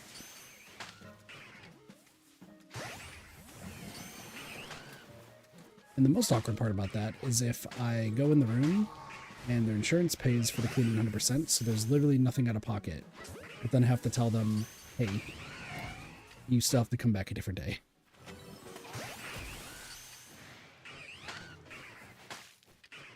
I feel like at that point, it would be better to have a system to like schedule the cleanings separately and put them in an additional time slot after to guarantee. So that's what I wanted to do originally. That would be way more convenient for people, and you'd get a lot of people who would be much happier with it. It's the thing. That is what I wanted to do. My main focus when I first started working there was like, okay, so dude, this Empoleon does not want to be caught. Motherfucker, get in the ball. He has broken out like 6 times. That's so when I first started working at this office, that's like what I wanted to do. Is I was expecting like one column would be like for the appointment, and then you do a cleaning right after. And like you book like at that same time, so that way like that slot is already filled up. Mm-hmm. But no, that's not it at all. It's also like really like this has nothing to do. I want to make this very clear before I say this. This has nothing to do with the people I work with. This has nothing to do with like the professionals I work with. It is just how the company exactly works for this office. They much rather schedule like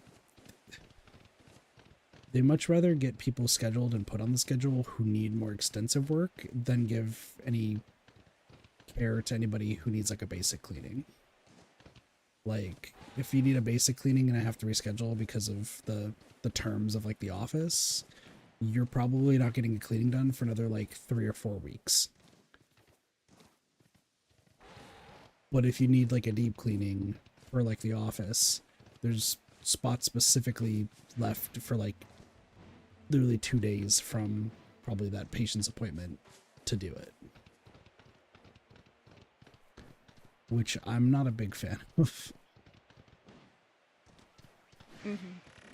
Like I get that the deeper cleanings are, and they also don't want to call it a deep cleaning, but it's like, yeah, let me say what the specific dental terminology is to just the random patient who's gonna understand what I'm saying.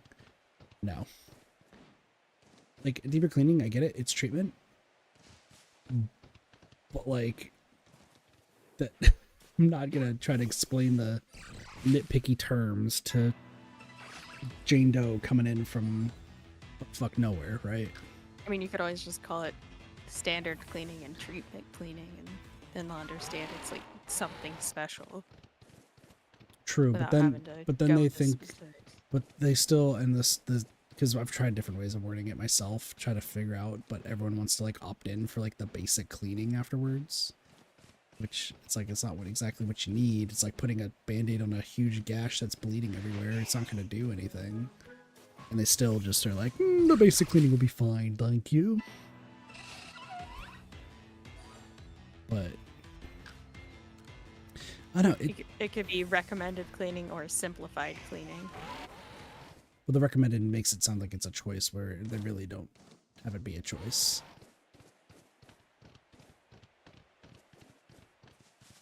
There's so much like nitpicky stuff that goes into it.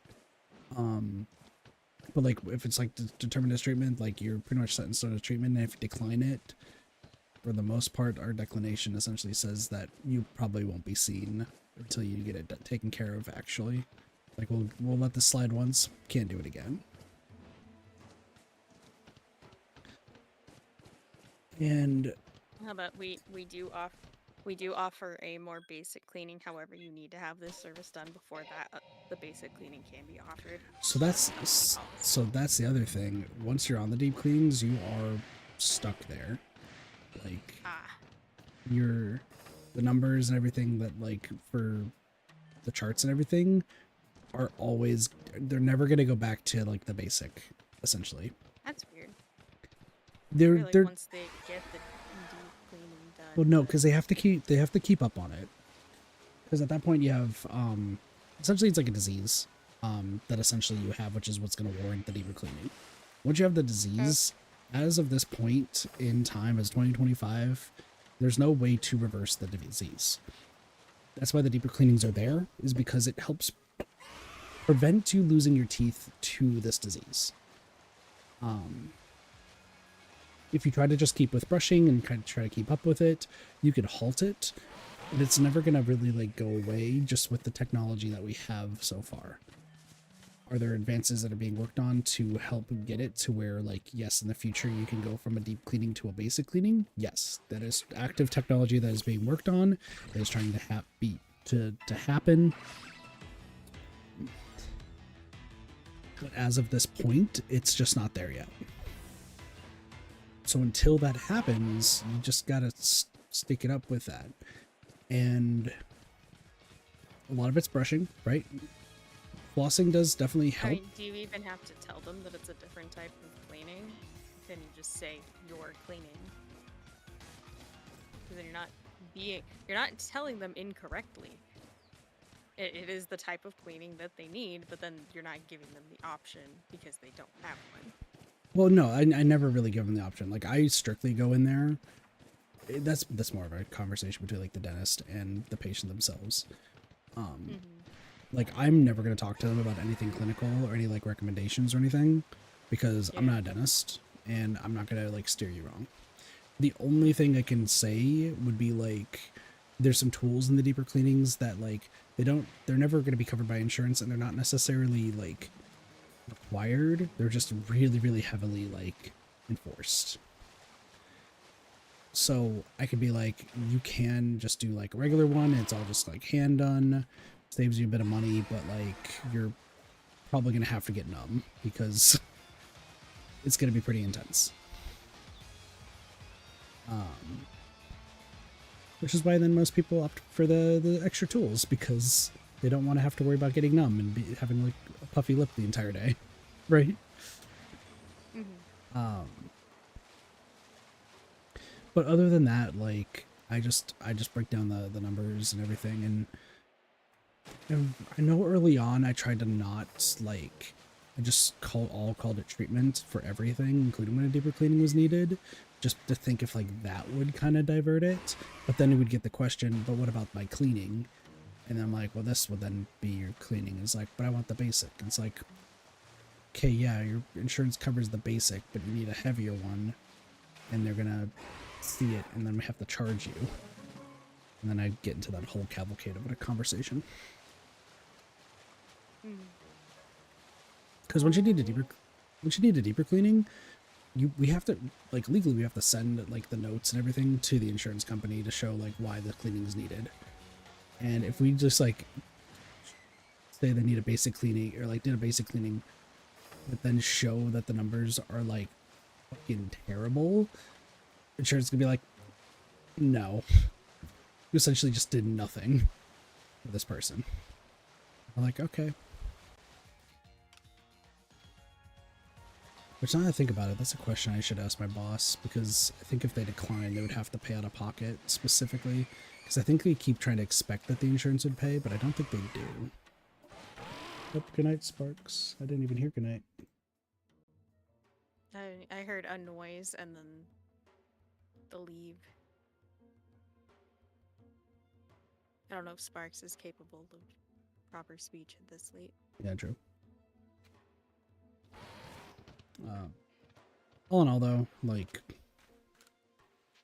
there's just like so much pressure right now to like try to push people to start stuff, like start treatment, and pay an exorbitant amount of money, and even with discounts, it's just not helping.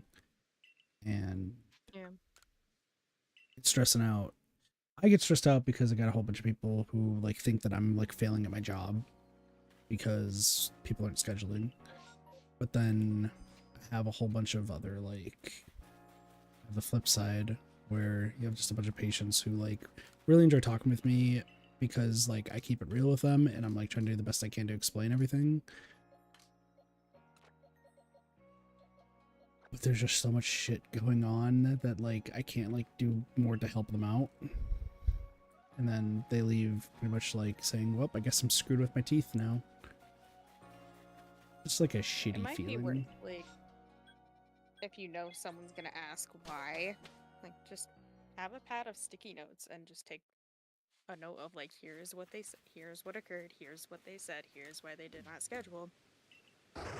Well, I always let them Nothing I can do. know. I always let them know anyway, because I always get asked right after if they don't schedule. Like, it's pretty immediate. It's Like, still worth writing it down, just... I feel like, just so that it feels like you took the extra time to, like, not only ask them about it, but then notate it down as well in case someone had questions. It just makes it look better to bosses that's fair. if you, like, have extensive notes. Yeah. But yeah, we'll see what ends up ultimately happening on my end with my job. Obviously, I want to still try to do stream stuff full time and brain everywhere. Mm-hmm.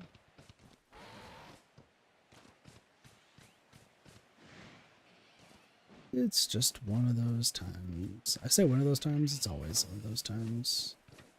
Mm-hmm. If one of these Golbats turns green, I'm going to be upset. Why? Because I already have this entire Golbat line. I'm just catching these just so I can get some extra stuff. So if they all of a sudden just are like, you know what, I'm going to decide to be green and shiny, we'll be like, motherfucker, I already got you.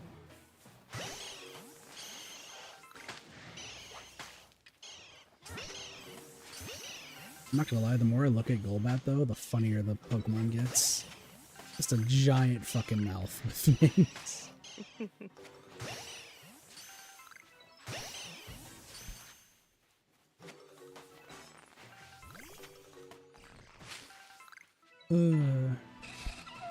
It'll be weird though if I end up going, when I go full time for like streaming.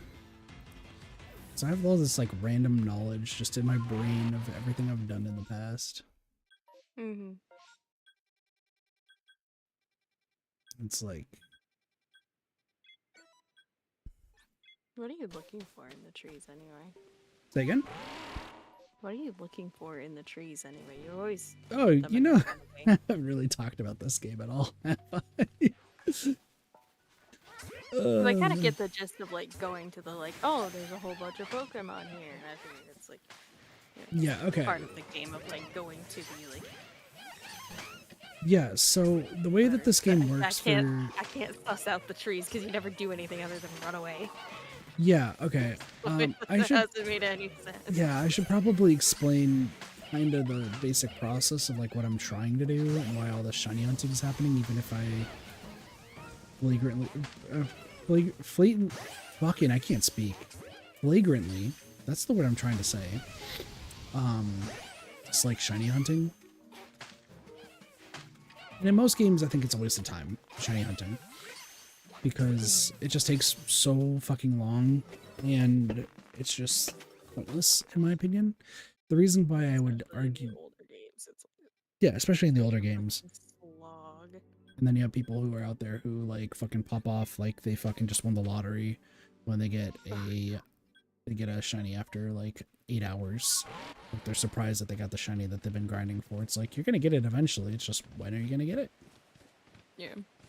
Sorry, I have a huge disdain for, like, soul shiny hunting reaction streamers. It's a reason why, like, the only time I've actually been, like, surprised when I came to shiny was when I played Sword and Shield, and I got a shiny Basculin just at base odds. So the 1 out of 8,000, or I think it's 400,096. But whatever base odds were. So, you know, obviously it's rare, and it's like... Whatever. Yeah. If you get a shiny just, like, not expecting it at all, I think that completely warrants the shocked reaction. Like Okay, 1000%. that's what happened with our soul lock. The person I'm playing with got a shiny Mareep out of fucking nowhere. Yeah. Just random ass Mareep. Now That the it was like, ow, yeah. ow. You got one shot at this and you got a shiny fucking Mareep. Are you kidding me? Funny enough, one of And my then he stole my Eevee. funny enough in Black 2 and White 2, because I know that's when you're playing. The game came out with my high school friends. We all started playing it, and one of my friends wanted to use an Electivire. I forgot how you pronounce the name. Electivire. Yeah, they wanted to use that in the team, so they caught an Elekid without like paying attention, and as it evolved to an Electabuzz, they realized it was shiny, That's really funny. and they didn't even like realize it. They're like, "Did my Elekid just like evolve into a shiny Electabuzz?" I'm like, "I don't think that's how that works, buddy." But it was funny. I But was only allowed a coffee. No other kid for me. but That's all I got. so the way it works in Oh, this that was my game first is there's base odds, and it's to every single Pokemon that is out on the field. And it all spawn at once. So like, if there's a shiny Pokemon, it's always going to be that Pokemon is shiny. You can reduce it by, if we go to the Pokedex, you'll see that there's like Pokeballs next to their like, I think there's delay on the stream, but when you see it, I'm good. I can handle the delay. It's fine. okay. So there's Pokeballs next to the Pokemon. If it's a regular Pokeball, I believe it cuts the shiny chance in half, I think.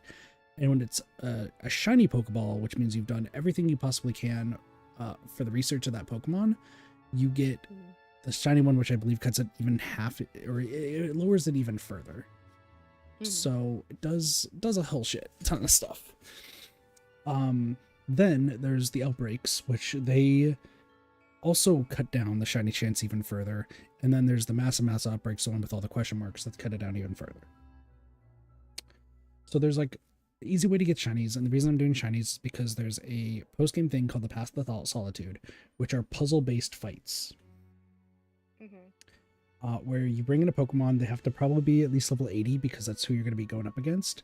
And you have to figure out, based on fighting the Pokemon, what moves they have. And there's no abilities in this game. But when you transform to like Scarlet or Violet, you will get like whatever ability that the Pokemon has.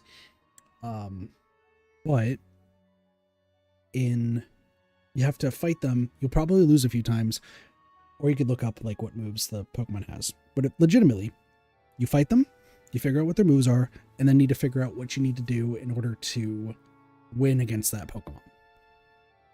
And there is one with Magikarp, and Magikarp only knows Splash. So like, Classic Magikarp. yeah, so like I'm excited to do the puzzles, but you have to get every single Pokemon to level 80, right? So rather than just fighting a fucking Blissey over and over again, or just like grinding money with glitches to get the candies, I figured it'd be more interesting to just get every single Pokemon as a shiny. And that should give me enough time to level up naturally every Pokemon to 80 to do it. Yeah, fair.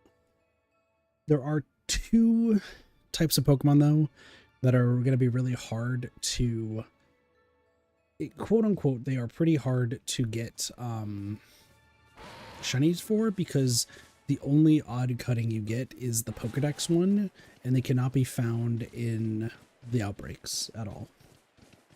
And that's the space-time distortion ones, and that's the tree Pokemon.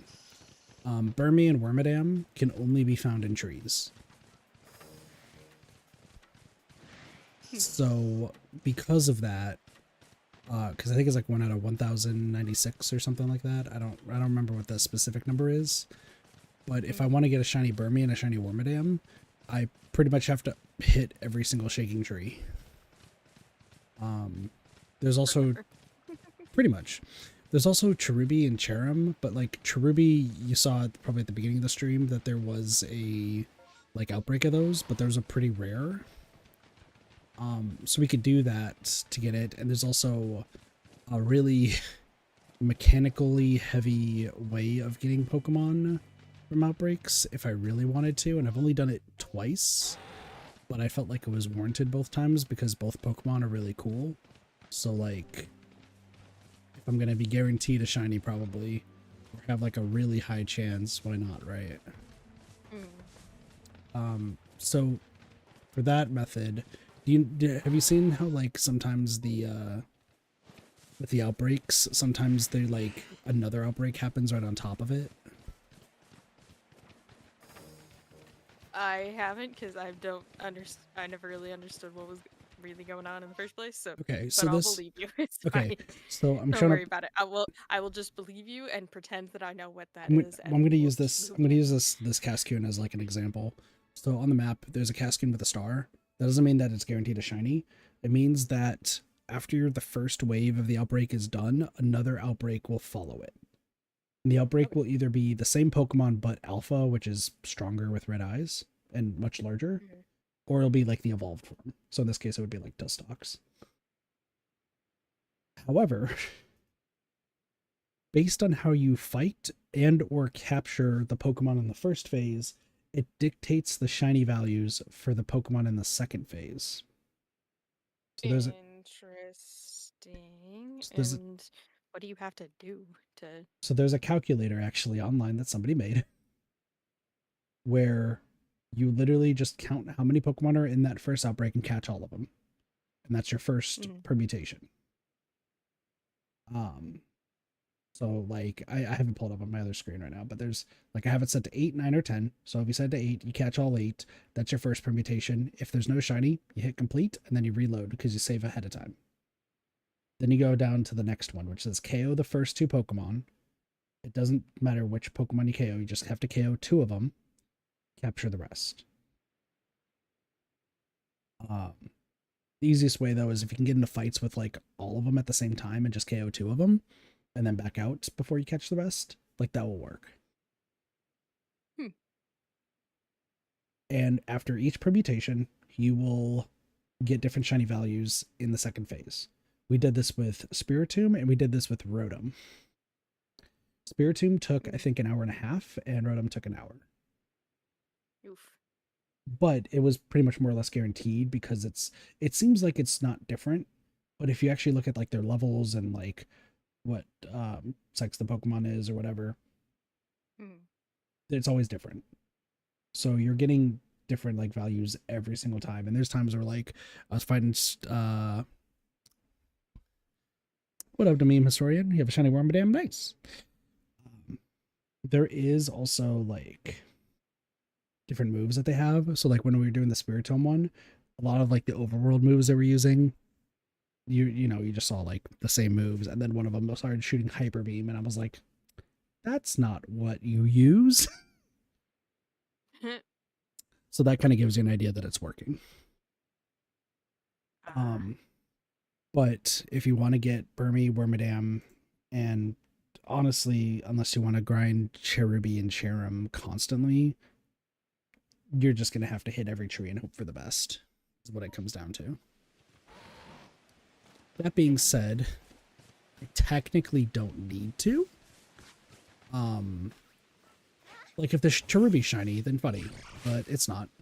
Um, whatever it is. I technically don't need to do this. I'm doing this purely because I am. I wouldn't say bored is the right word. I just think it would be cool to have all It's so cute. Oh my god. your cat or. The cherubi. I've never seen it Oh, you've before. never seen Cherubi I've before? I've not been paying attention to the game. Like I haven't been locking in on what individual Pokemon look like. I've just been like, ah, you are Here, smacking a tree. All right, because I'm hold also on. grinding Pokemon in That's the fair. background. So Hold on. Let me get you the full Cherubi experience here. I'll show up on the stream real quick. I am making a small kernel throw sharp leaves at an Autono. Gotcha. Well, you got Cherubi, and it evolves to Cherim, and Cherim is so happy, and we'll see your reaction in a little bit. In a second. Yeah, let's just wait for a little bit.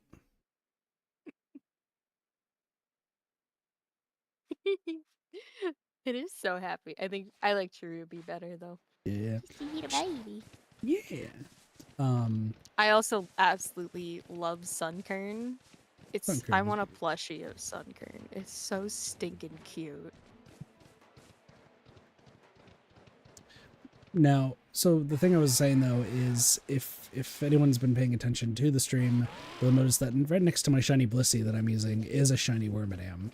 So I do already have a shiny Burmy and a shiny Wormadam. I just want to get the other forms because Wormy has 3 different forms and Wormadam has 3 different forms. Oh, that's So like I don't, frustrating. yeah, but like I don't need them because I already got, like I said, I got Burmy and Wormadam. Funny enough, they're both the sand forms, so like I don't really care. But But for leveling purposes, it gives you something to do. well, it's not even leveling purposes because I'm not even fully fighting them. I'm just hitting trees. And frankly, like if I really, really was trying to get like shiny Wormadam, like the grass one, I would probably just like reload the area constantly. You have the grass Wormadam? Nice. Yeah, you could just reload the area constantly, just like going in and out of this area and just looking at the same few trees. But that's boring as fuck. yeah, so that's why I'm like going around like taking a look at everything else. I'm hoping like right now when it comes to this game, I'm hoping to finish the 5th area first because the 5th area has my 2 most favorite Pokemon and I think they're actually the only like unique shinies or Pokemon there that I don't have the shiny form, which is funny but also a little sad because it's my favorite. So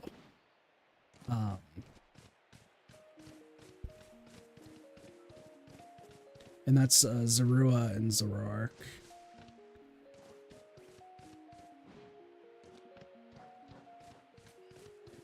So that's why I don't mind just like going from place to place. Oh, there's also another set of Pokemon that are in what's called the Space-Time Distortions. I don't know if you saw it earlier where I kind of went into the kind of like a dome and had Pokemon like spawning in front of me. That was the one where there was a Mr. Mime who just kind of approached me, looked at me, wanted to start a fight, and then just poofed away. Yeah, I didn't know what was going on. I just yeah, so that's a Space-Time Distortion. I just thought you went to a different area and I missed it. So. No. The way those work is those spawn every so you have a chance of finding it every 5 minutes up until 40 minutes. And I believe it's from 5 to I think it's from 5 to 25 or 5 to 30. It increases the likelihood of it spawning by like 5% each time. And then at 40 minutes it's 100%. But if you're in a battle, the timer stops. If you're in a menu, the timer stops. If you're in your PC, the timer stops.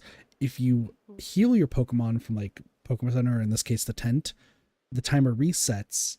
And if there is a heavy weather effect, so heavy storm, heavy heat, or heavy snowstorm, and space-time distortion was supposed to trigger, it will reset the timer without you knowing.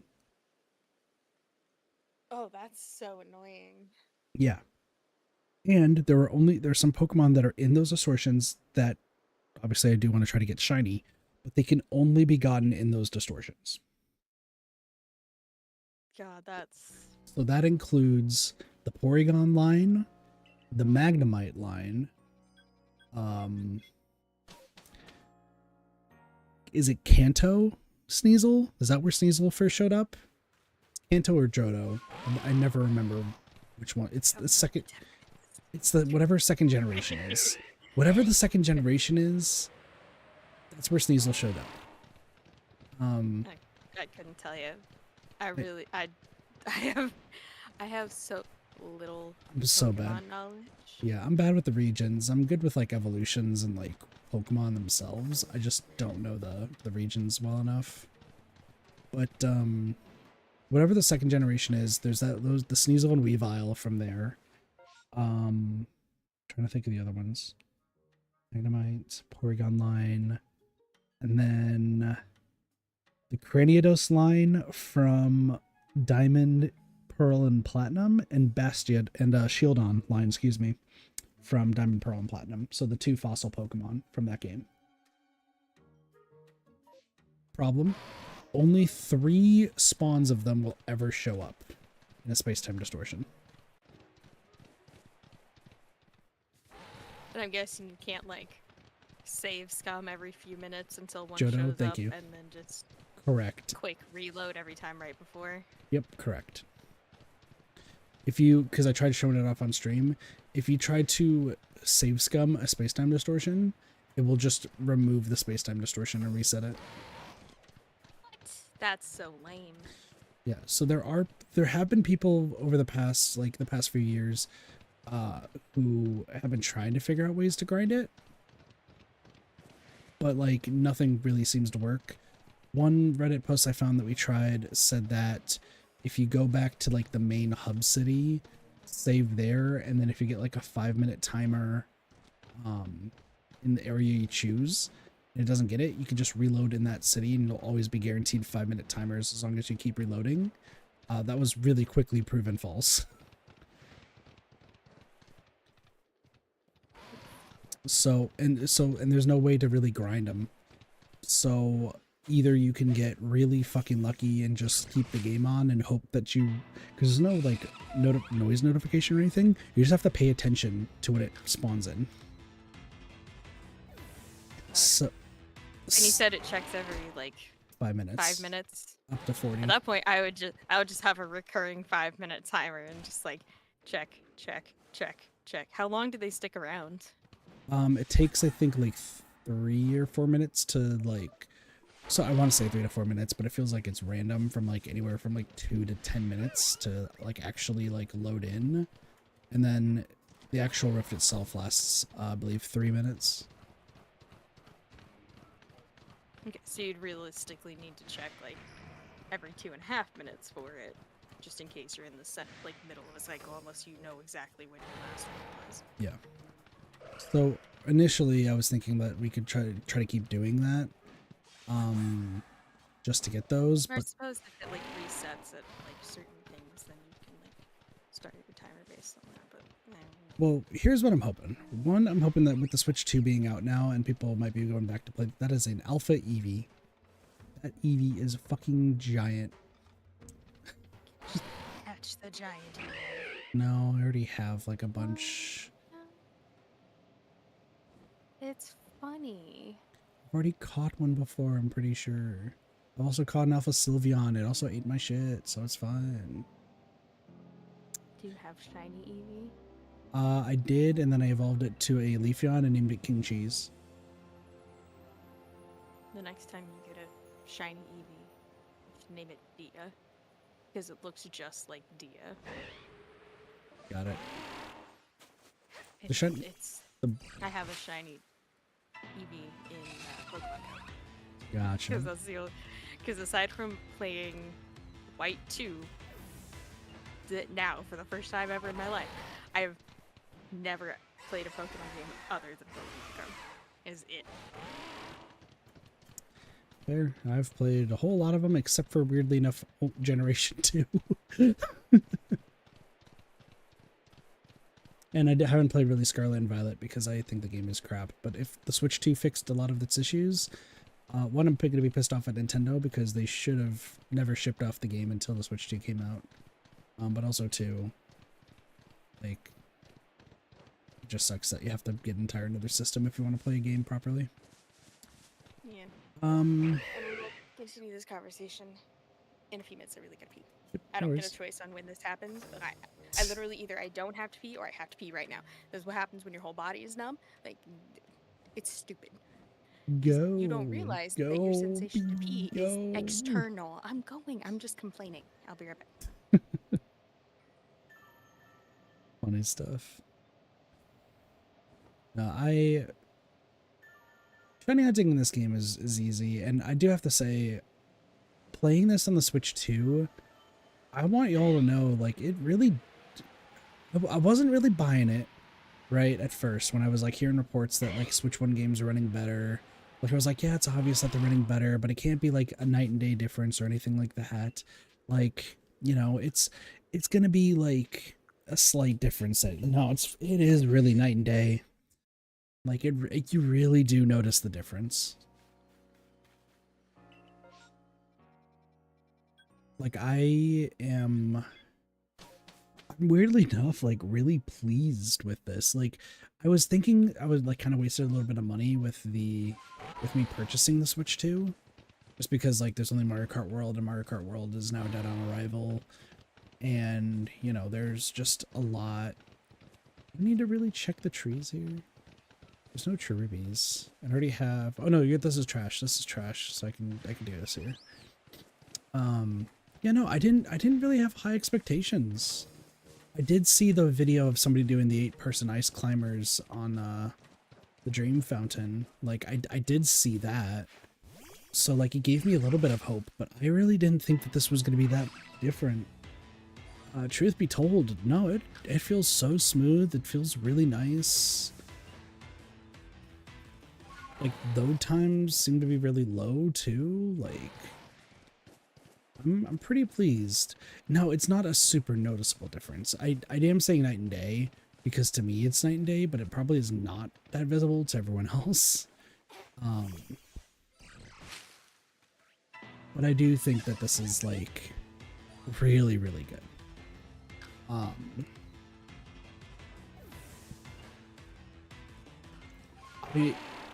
I'm really excited for when I play Xenoblade Chronicles again. Funny enough, because I feel like I'm about to have a fucking worldly different experience playing that game when I play it again.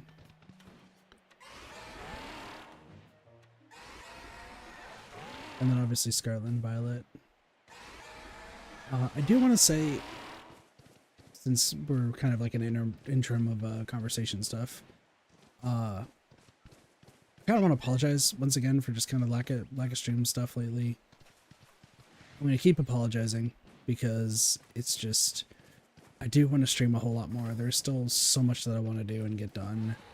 It's just mindset right now has not been the greatest, and I don't really, if Friday's stream was any indication, I don't really want to have that be the focal points in like just on the streams. Especially just was like mega negativity and just rage. I know it's gonna happen with some of the games that I play. I get that, especially pretty much all PvP games. That's a chancy. That's not a spiel. That's a chancy. Okay. But I think with me playing more single player games and having people in call, I think it's just gonna be a lot more fun.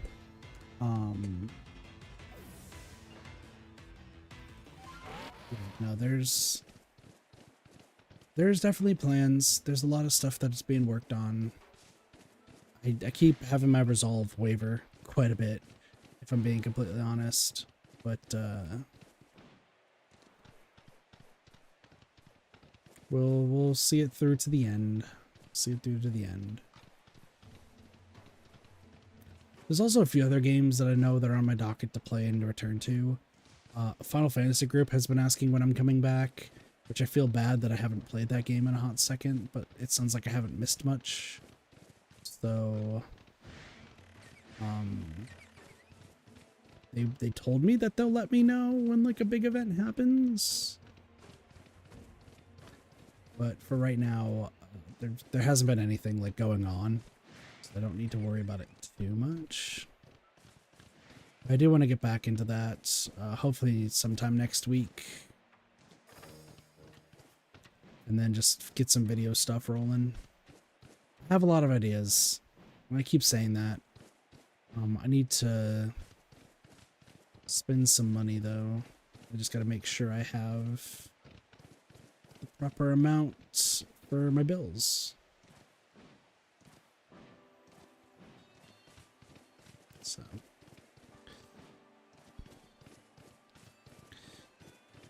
Kind of hard doing all what I want to do while I'm in debt, but I think I'm gonna have to make the risks if I want things to pay off.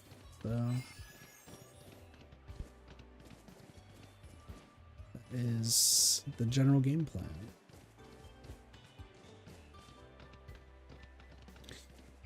Also, as far as the stream, I think I'm probably going to keep going until I get one shiny that I don't have. And then I'll probably call it a day. I'm going to see how it all plays out. I don't have Gastrodon, I don't believe, yet. I still don't have any of the Magmar line, and I swear I've been hunting these for literal ages, so... The only one we got today was fucking Abomasnow, which we'll get when we evolve that Snover I got.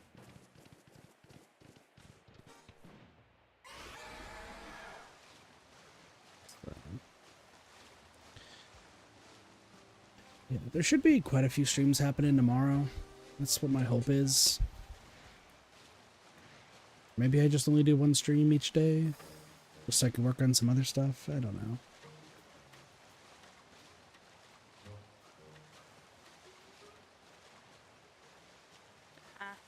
Welcome back.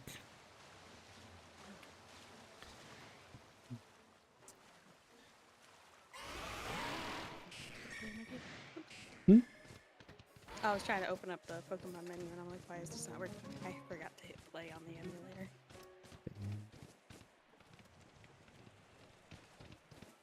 I'm almost done grinding. Hooray! I'm trying to get everybody to level 30 for this next stream. Excuse me. And normally, it wouldn't need to be that high, but Soul Lock. Nuzlocke rules. Yeah. Nuzlocke rules and also Soul Lock. So if I lose one, I lose two. So it's... Missed me being very confused when I went through a Linus Fiel and saw a pink one and realized it was a Chansey. I was like, one of these is not like the others. One of them's holding a fucking egg.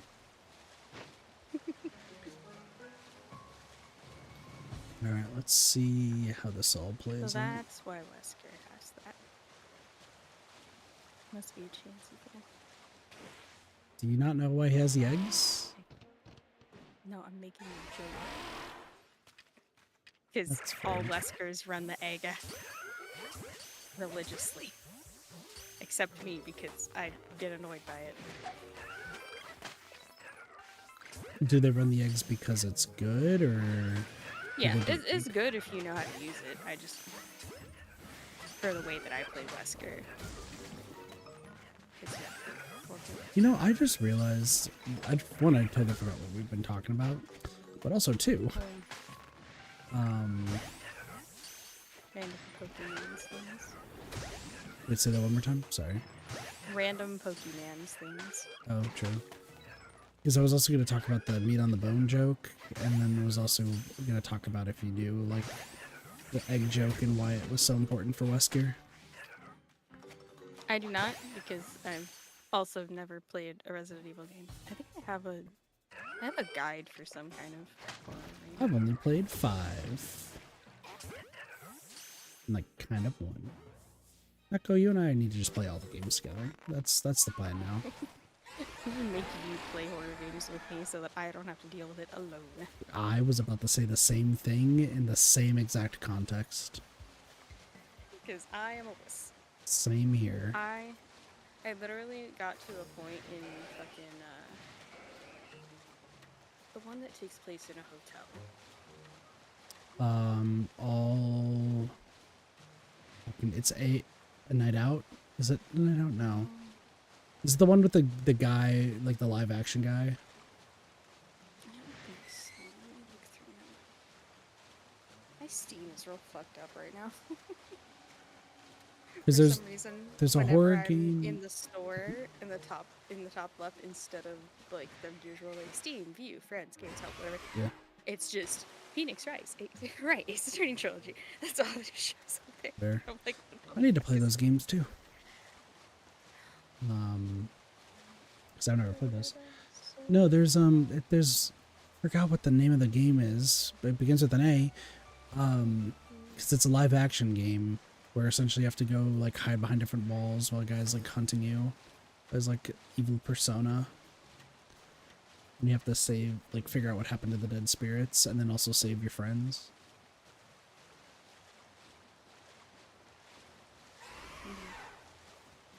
There's a few things. I still can't get through Five Nights at Freddy's 2. I get too scared. I will never play it. I'll play it again so I can 100% it, but like... I don't own them, but I don't have to. That time in September where I just played a whole bunch of like find the thing, map game, but it was cats. There's a lot of those free ones now. They're fun to do just for something. Oh, I do already have... Wow, I have all of those except for this thing. Also, I'm really mad. I thought Tasty Planet was gonna be a lot more fun than it is. I don't know what that is. It's where like it's basically like a shittier version of fuck, what's it called? Where you're a ball and you pick up stuff. Katamari Damacy. Yeah, it's like a shittier version of Katamari. Gotcha. But like they have these things where like once you hit a certain point, you want like, oh, you can get this ability and this ability. But if you equip the ability, it counts as cheats and you can't get achievements anymore.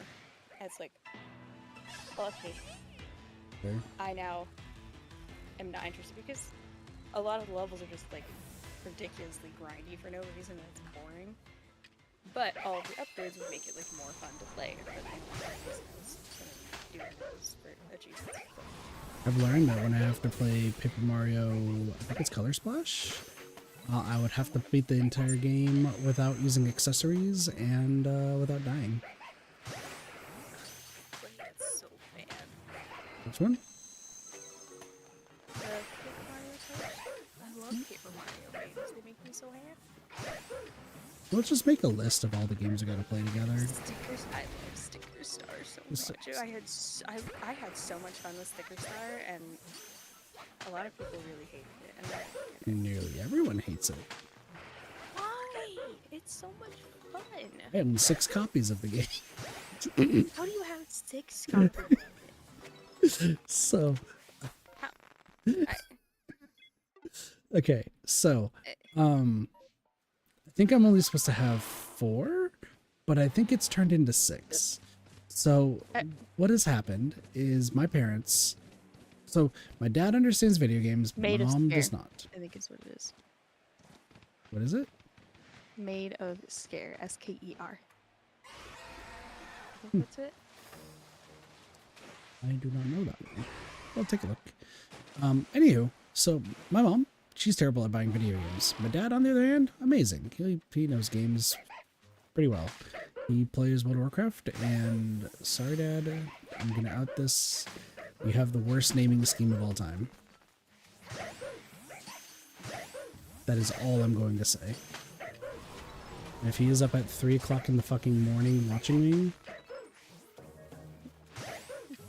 thanks, Dad. I'm still going to criticize your naming scheme. Brave Nightmares of the Quiet Place. Do not panic, don't even breathe. Made of Scares, a first-person survival horror set in a remote hotel with a gory and macabre history from Welsh folklore. Armed with only a defensive sound device, you'll utilize stealth tactics to avoid death amongst a cult of sound-based AI enemies. So You can imagine why that would make me so goddamn anxious. But when do we make it just a collab channel? Is that what's happening, or are we just both going to be streaming this separately? Make a separate collab channel just for horror games. It's for everything. Just all of this. Make a collab channel and then we have the individual ones. And we stream them on the individual ones, and we just Derpy edits. All the collab stuff. Derpy just edits the rest of them on. Yeah. Perfect. Here we go.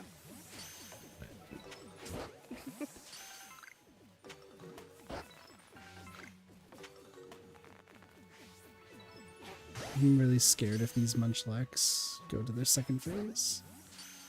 interesting. Don't you fucking run away, you bitch. Alright, that's fine. Alright. Isn't there a game where like munchlax used to be really hard to find? That is Diamond, Pearl, and Platinum. 4 honey trees, 1% chance. You can't figure out what the honey trees are.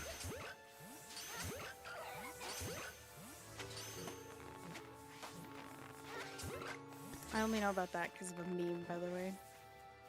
Yeah, so let me do some meme explaining or some like fandom fun stuff because I just am in the know of things for some reason, except for apparently Dead by Daylight. I'm just always out of the loop there.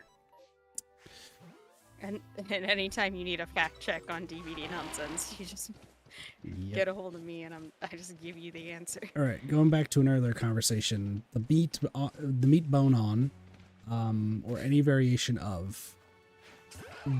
Early on, when Danganronpa 2 came out, people really, really sucked at figuring out what that word phrase was supposed to be. Like, we're talking real bad. To the point, I'm gonna be honest, I was also like that, because for some reason, it was not clicking in my brain. I'm gonna be honest with you. So, because of all the different combinations, and because of how funny it was, there's a meme in that game where it's essentially just all of the different variations of meat on the bone, except it's on meat the bone, or the on bone meat. So that's that one. How come you don't pick up all the random things? I don't need them. You already have a bajillion of them. Yeah, and I have $3 million. I don't think I'm... So there's a glitch in this game. Sorry, I'll answer that question before I talk about eggs. There's a glitch in this game where you can get infinite items and in turn get... How did you get a new move? What level are you? You hit level 43. That makes sense. Okay, never mind.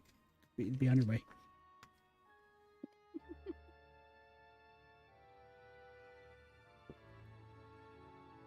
Sorry. Also checking some Mountain Dew at 4 o'clock in the morning. So. You should make it. This stream nitpick thing. Where your square is in the big square so that it lights up, and then your camera session is dynamic when you don't have your face on stream. Or you could use reactive Fujitech and put up and make the cat face bounce every time you talk. Well, there's currently things being made to do that. They do be being made. All you need is the PNG. I know, I meant the PNG is being made. Oh. Just use the cat in the meantime. Meh. It's so easy. You have to teach me that. Excuse me. We could literally set it up right now. It's so easy. It's 4 in the morning. I'll be fine. It's so easy. Anyway, let's talk about rocks and grit. So, there's a guy. He's actually from Black and White, actually. Fun fact.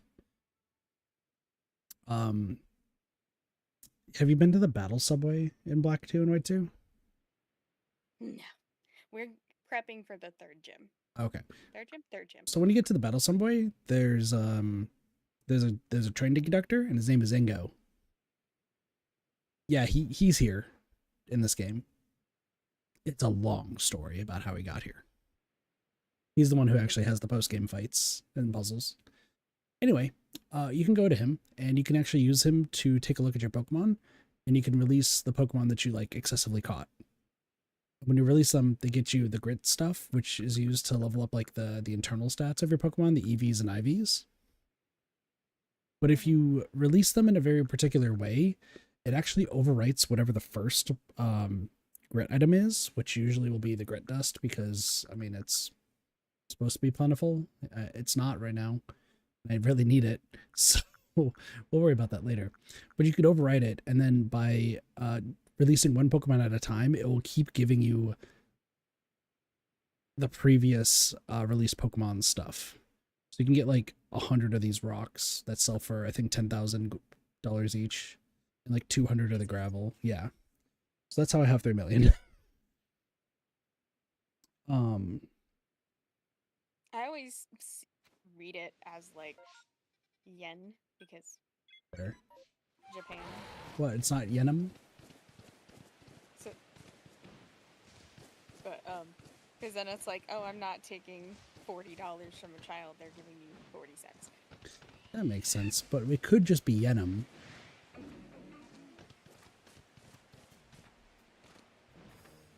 That's Moon's You really got, currency. like 30,000, Yeah, which is still a lot of money. true. That's ridiculous. I just think it's funny. Like that- thinking of it that way makes much more sense. True. Or just calling it yenim because it's money backwards.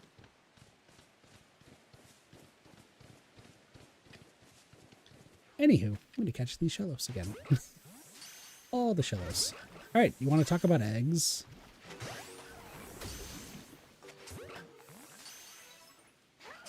So, I think for Wesker's add-ons... Oh, the Wesker egg. I'm like, Okay, so Wesker's add-ons... I'm pretty sure there's a rotten egg and a gold egg, right? I only know about the gold egg. I believe one of his purple ones is a rotten egg. And if not, that's a fucking travesty. I only use the wheel crank and something else. It's a yellow, Got it. just for like a little bit of easier powerage. Gotcha. So, eggs. In Resident Evil 5, there's chickens, and the chickens lay eggs. Okay. I think mostly I would wager that the rotten egg challenge though, because rotten eggs are dropped by different enemies. But the rotten egg challenge was brought up by somebody else, but I really kind of want to attribute the egg jokes to Proton John and his playthrough of Resident Evil 5, because not a lot of people really liked Resident Evil 5, and I think it's the only one that has the eggs with Wesker. And for some reason in that game, whenever you have Chris Redfield or Sheva Elamar eat an egg, they like have this really pristine animation of like Chris gingerly tapping the egg on his leg and then just eating the egg raw. God. And it heals him. And then same with the golden egg. But it's like such a gingerly tap. And in Proton John's playthrough with Super Genius, pretty much every single time that happened, it was like, ladies and gentlemen, Chris Redfield eating an egg. Tap tap delicate eat. So I want to attribute like at least the standard and the gold egg to their channel. They go by Clear now, by the way. So if I say John by accident, I apologize ahead of time.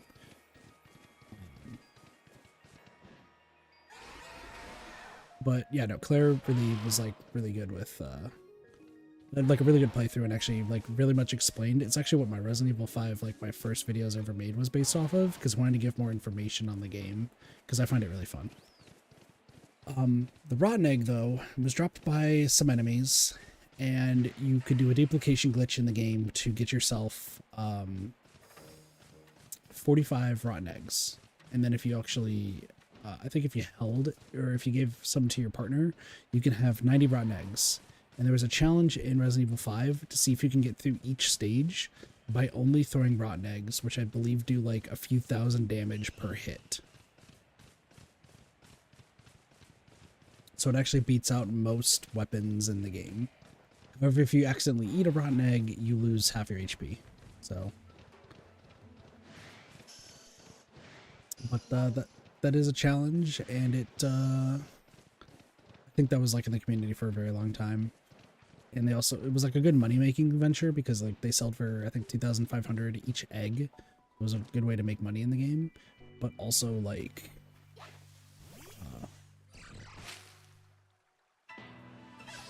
I want to say that Claire's playthrough with Super Genius was another like reason why I think the eggs really popped off.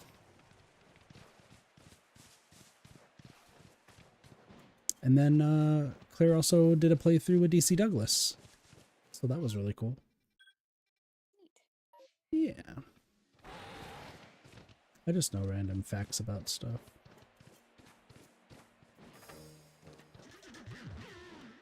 I normally get the brain broken.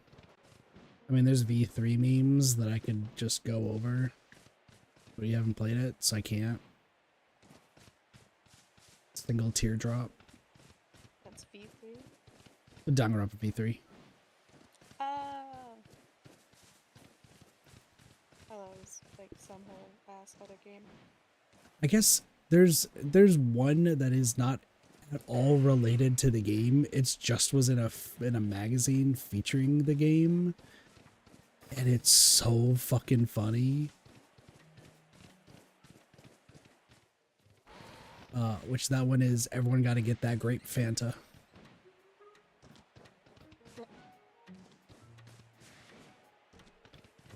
There's a picture in the magazine of one of the characters in the game.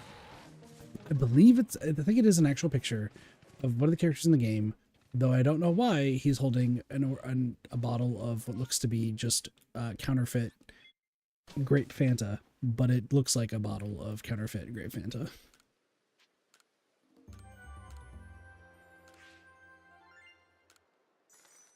Well done. Yeah.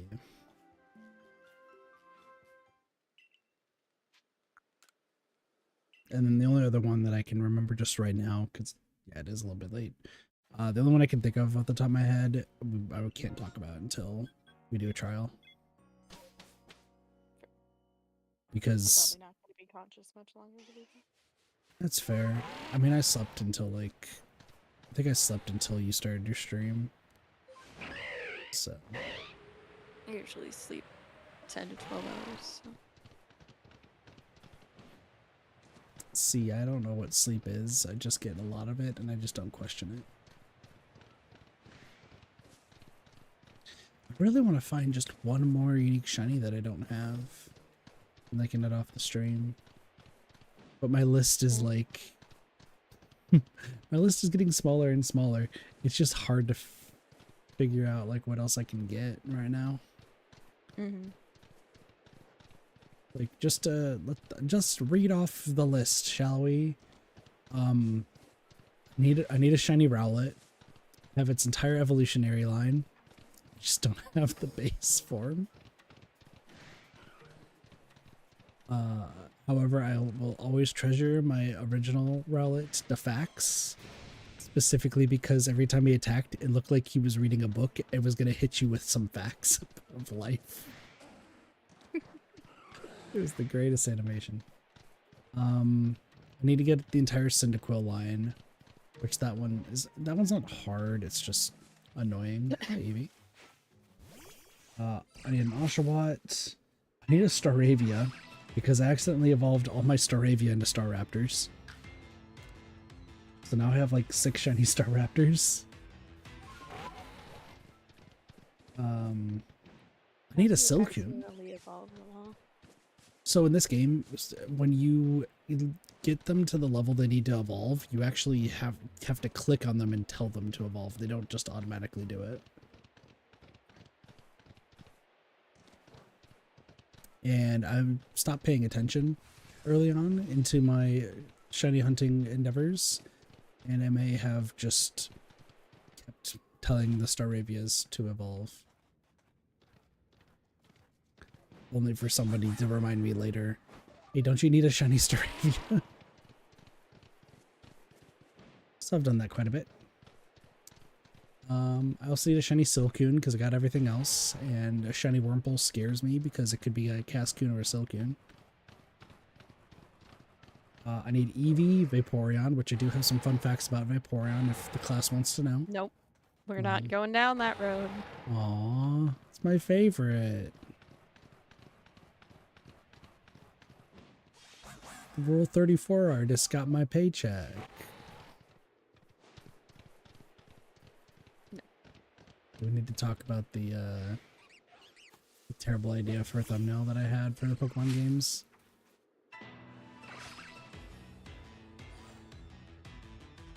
I'll take that as a no. Alright, moving on. Vaporeon, Jolteon, I'm Espeon... trying to find a audio, so Ah. spam clicking to get through the fucking thing. There was a horrible idea once for like thumbnails of this game, or for like the Pokemon games of whatever Pokemon could be potentially Rule 34'd and just making me look awkward. Motherfucking bird. I don't need you, bird. If you were the fish, though, I would have loved you. But you weren't the fucking fish. At the end of this run, you can have a really beefy kernel, because, like, you don't get a sunstone for fucking ever. Fair. What else do I got? And the moveset doesn't change when you evolve, so I can just keep learning all the moves it needs and then evolve it later for better stats. Nice. Excuse me. Unlike some Pokemon who I'm gonna have to fucking... Where's the goddamn sticky note? Fuck. I also need a shiny Stantler and a Weirdeer. Weirdeer's been the Pokemon I've been riding this entire time. I need a shiny Munchlax. I do have a shiny Snorlax. I did not get our Sacred Lord, the shiny flying Snorlax, unfortunately. I have to hold my Snivy from evolving from level 36 to level 44 because otherwise I have to wait until like level 52 to get the move I want, and I don't want to have to grind an additional 6 levels for that. No fucking Just way for that just happened. You're kidding me, right? You're kidding me. This is actually ridiculous. This is legitimately ridiculous. You what? How did we get to this point? You could have been a Basculin. Son of a bitch. So the bird I just caught that was shiny, its big brother, the alpha, showed up and also decided to become shiny. Oh, that's really funny. Just got 2 shiny Rufflets in the span of like 2 minutes, maybe. The worst part is I've been trying to get a shiny Basculin, which is one of the other Pokemon that I need here. And shiny Basculin fucking sucks because if it sees you, it shits its pants and disappears immediately. I wish I was joking, but it literally just fucks off immediately. Damn. What else do I need? Shiny Alakazam, Chimcharline. I need a shiny Baneri because I got a shiny Lopunny immediately. I named it Thickums and it got me through the entire game. And you are not surprised in the least that I named a Lopunny Thickums. Not surprised, just disappointed. What do you mean?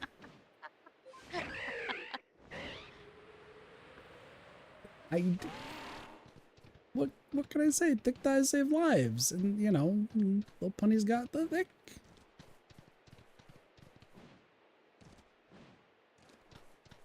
See, it's conversations like these that remind me of the Circle Tune shorts, where it's if Discord fights were anime as heck or whatever it was called, where the guy spent his credit card or like $20,000 on Pokemon cards and they're fighting, and as he's about to lose, he's like, "Don't worry, I'll reveal your Lopunny roleplay server." It's like, please no. It's like, damn. It's really funny that I think I've mentioned this before. I am aware of Circle Tunes not because of his animations, but because of his collaborations with Magic the Noah, Yeah. that like it throws me for a loop a little bit thinking about like his separate content, because the only time I see him is suffering in Noah's videos. Sure. You need to watch Magic the Noah videos. They're so fucking fun. Like, find one with circle teams in it, and it's gonna be the great. He's so chaotic. They all are, though, to be fair. Noah's just a maniac.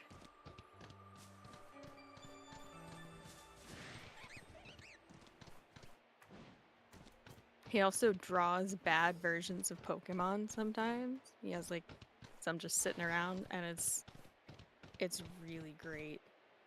Magic the Noah or Circle Teams? Yeah, Magic Noah. Okay. Like, he will often have Vaporeon available in the shops of his map, like his like little map games that he's making people play, and never does anything. It's like, I want to buy the Vaporeon. Okay, you buy the Vaporeon. What does it do? Doesn't do anything. I'm still gonna keep the Vaporeon. Okay. Never does anything. And sometimes they're like, if I buy all 3 Vaporeons, maybe once I have all 3 of them, it'll do something. He still does nothing. He's just fucking with them. It's great. Listen, can't go wrong with Vaporeon plushies, because, I mean, did you know? Don't. I know. Don't.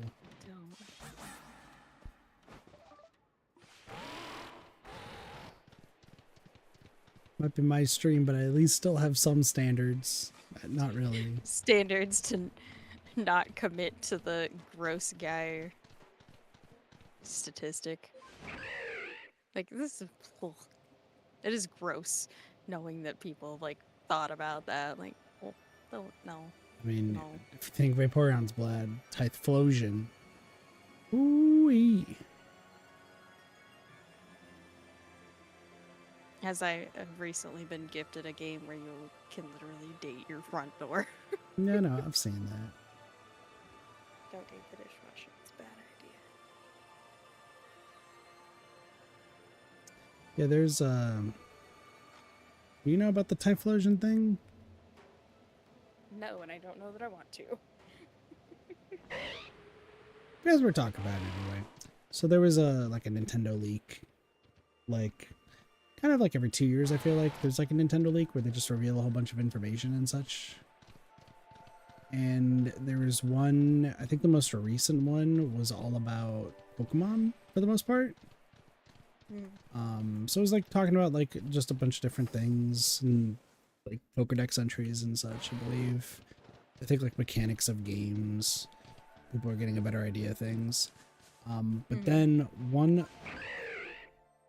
I believe it's not the entire company, but it was one Pokemon like Pokedex developer or something. I don't remember the specifics of who it was, but they wrote a whole bunch of like essentially Rule 34 like Pokedex entries, which like not really out of the norm, you know. There's some people who, you know, take that stuff, as we see with Vaporeon, pretty far. But this was like really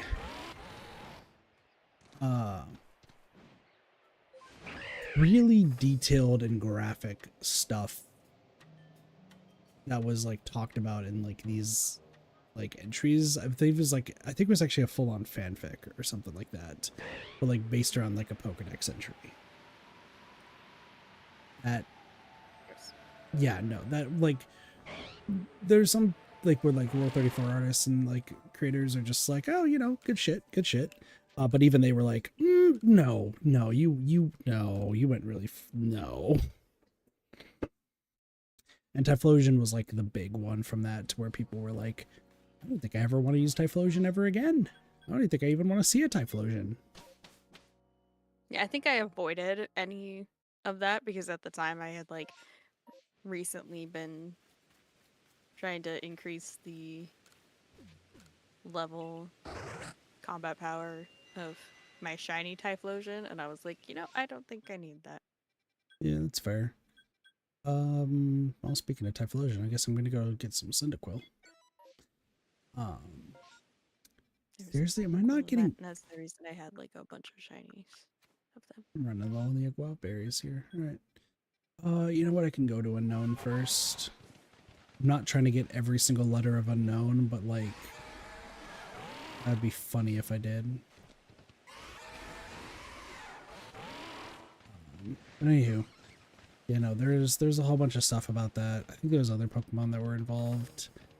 I think when it was like all talked about and came out, I think like I was like I remember saying that I wasn't like extremely surprised because there's already some stuff in like Pokemon that are not like that are like kind of odd anyway. So this was like par for the course, just somebody being like taking it to the next level. And now that I'm playing this game again, and I know some of the there's like some of the lore stories in this game, I'm wondering if the same guy who made the fanfic made those lore stories. I mean, there's the Yamask that's just the soul of somebody who died crying over their face from their past life. Yeah, no, there's some fucked up shit like that. And the Cophagorus. Cofagrigus. Yeah. Will just eat people. Yeah, no, there's some fucked up shit like that. I get that. What I was Comic that somebody's made of like an archaeologist who got screwed over by another archaeologist with her and shoved her off of a cliff in the like ruins where they were looking for stuff after she found something important. And she died and became Yamask. And then somebody caught her. And then she saw him later as the Pokemon, evolved into the Cofagoricus, ran off, and then when he showed up in there to like look for something else, it killed him. Yeah, there's some fucked up shit for stuff.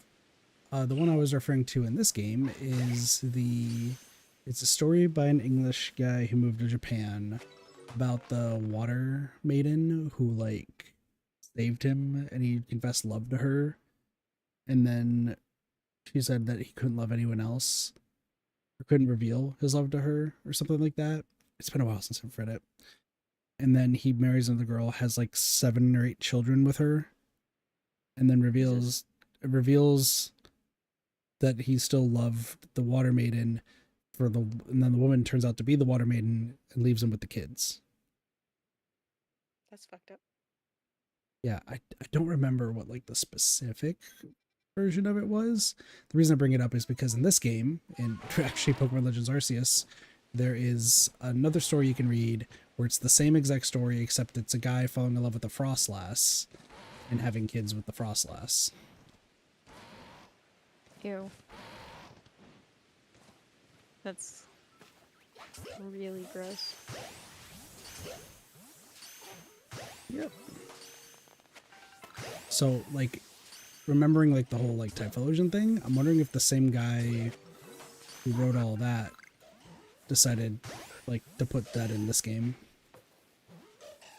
That wouldn't be all that surprising, not gonna lie. I've almost got my kernel to level 30.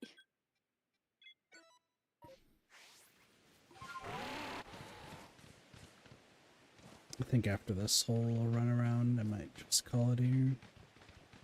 It's fair. I was gonna go to bed after getting my kernel to 30 anyway. Might just be a one shiny sorted stream. I say one shiny considering the fact that I've got like a shit ton. But none of those are new. So I could have asked, there was the guy who was in the stream earlier. I could have been like, oh, do you want to trade that grass Wormadam for literally the other like couple of tens of whatever shinies I got? I also don't know. Considering how much of a pain in the butt it's been to get one, I'm down 11. Well, so my hot commodities of like shinies I need to get. I need to get the space-time distortion shinies. That's like non-negotiable. Yeah. Like that's gonna have to be gotten from Sword and Shield, which Derpy was really nice and got me the ones from the Porygon line from Sword and Shield, so I didn't have to worry about that. But like, I still need Magnemite. I still need Johto, Sneasel, and Weavile. Like, there's still a lot that I need from the Space-Time Distortions. Wormadam and excuse me, Wormadam and Burmy. Like, I don't super need them because I already have them. But like, if I were to get the other types, cool. But also, I kind of want to just trade unknown, like people for shiny unknown, like the just different letters. If anyone has any of them.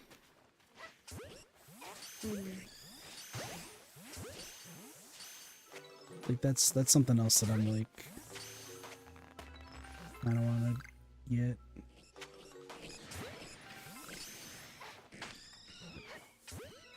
I'm taking a look at my list to see.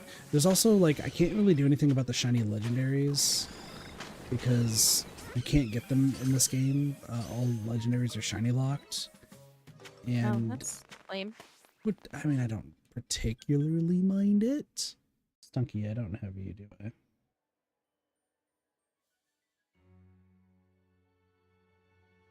No, I did get a Stunky. Oh, Sparks gave me a Tangrowth. Well, I guess I'll go check to see if I can get one myself. Yeah, so if you use a shiny, like, legendary with certain moves, it actually breaks the game, so don't really care. I have, like, in this game particularly, let me take a look and see what, like, the hardest shinies I think I still have to get are. That I might do, like, the permutation method, if at all possible, just because I think that's just going to be a better idea in the long run. I know the other Rotom forms are going to be insanely hard.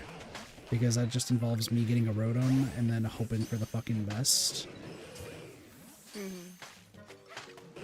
And just getting... I essentially need 3 more Rotom. Is what I need. So... Because I need Mof and Nubbin. But as far as, like, purely unique ones... I'm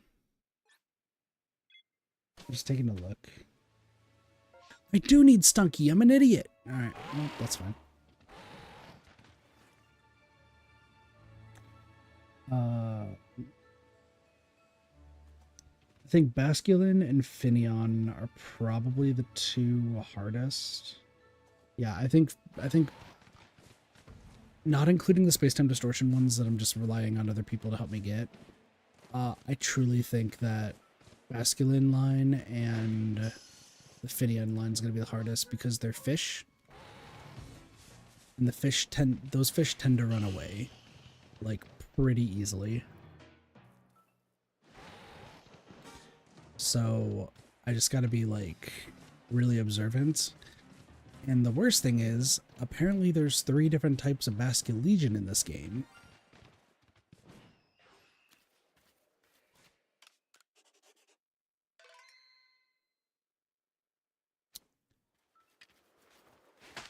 Yeah, there's 3 different types. I think there's 3 different types of Basculegion. Which, if that's the case, then... well, that's gonna be fun. Because I only know of 2 different types of Basculin, but apparently there might be a 3rd type, so we'll see. Also, that Paris just moved fucking light speed. Go, if you're watching the stream, I'm waiting for it. there might be one if it's when I jump off the cliff. I think near the bottom of the screen, I think the Paris, like, literally just zooms. I saw that. It was funny. What the fuck did that guy just decide? You know what? I'm fucking zooming. I'll put him in the speed. So I like how I just Little said baby. I like how I just said that I was only gonna get one new shiny. That Ralts technically, if I evolve it to a Curlia, is the second shiny. So I think we are good for the Nice. stream. Oh, the one other Pokemon that's gonna be a bitch to catch is Vespiquen. But Vespiquen's gonna suck. And it's all down to luck. Because I could technically check every tree. There are some trees that do have Vespiquens in it. And like those would be fine. However, do you know anything about Vespiquen? Nope. So it's a bee. A giant fucking bee. You're gonna see it on stream like very briefly in its alpha form. It's kind of how it looks. However, to get a Vespiquen, you need to get a combi. You need to evolve it when it's female. Male combis can't evolve at all. Has to be a female combi. That's silly. I think well, it's because it's queen bee is what the gist is. So I get it. Other downside to note, I think male combis is like a 10% chance to find. Or sorry, no, male combis are a 90% chance to find, and female combis are a 10%. I may have, I think, 4 male combis that are shiny, all named useless.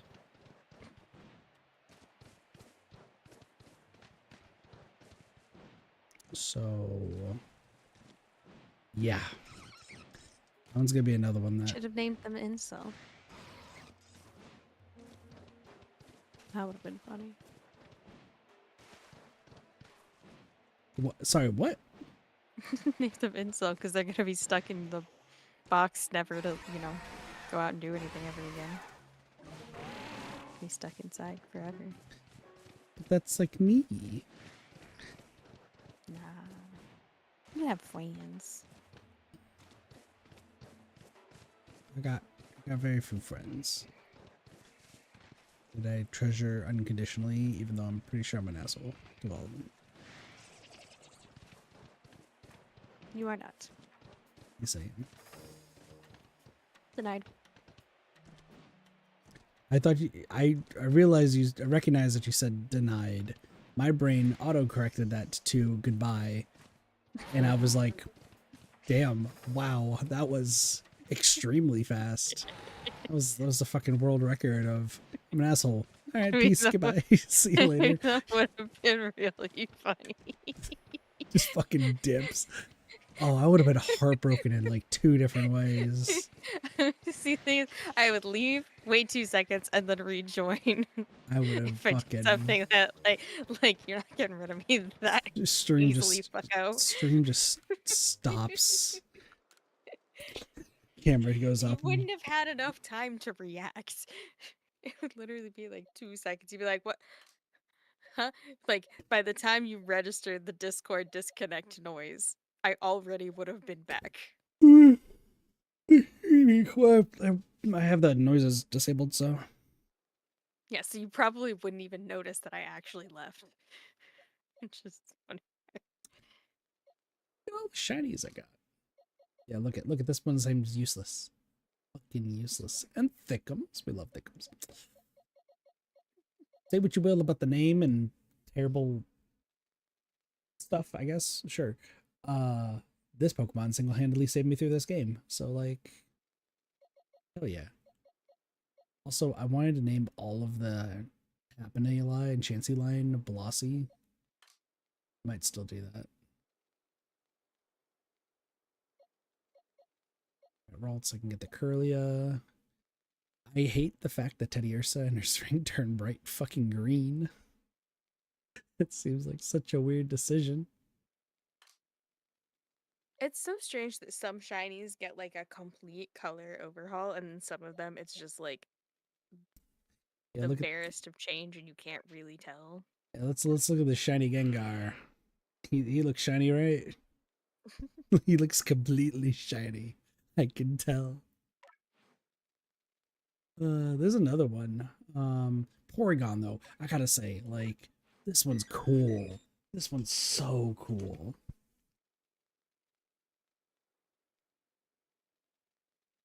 I think it's Yanma that has like the worst shiny. What do you mean? Donald's is pretty good. I don't have it, but I thought Yanma was the one where like the color changed from green to a slightly yellower green on the bands. Oh no, that's fucking I was the about to say seagull one. Never mind.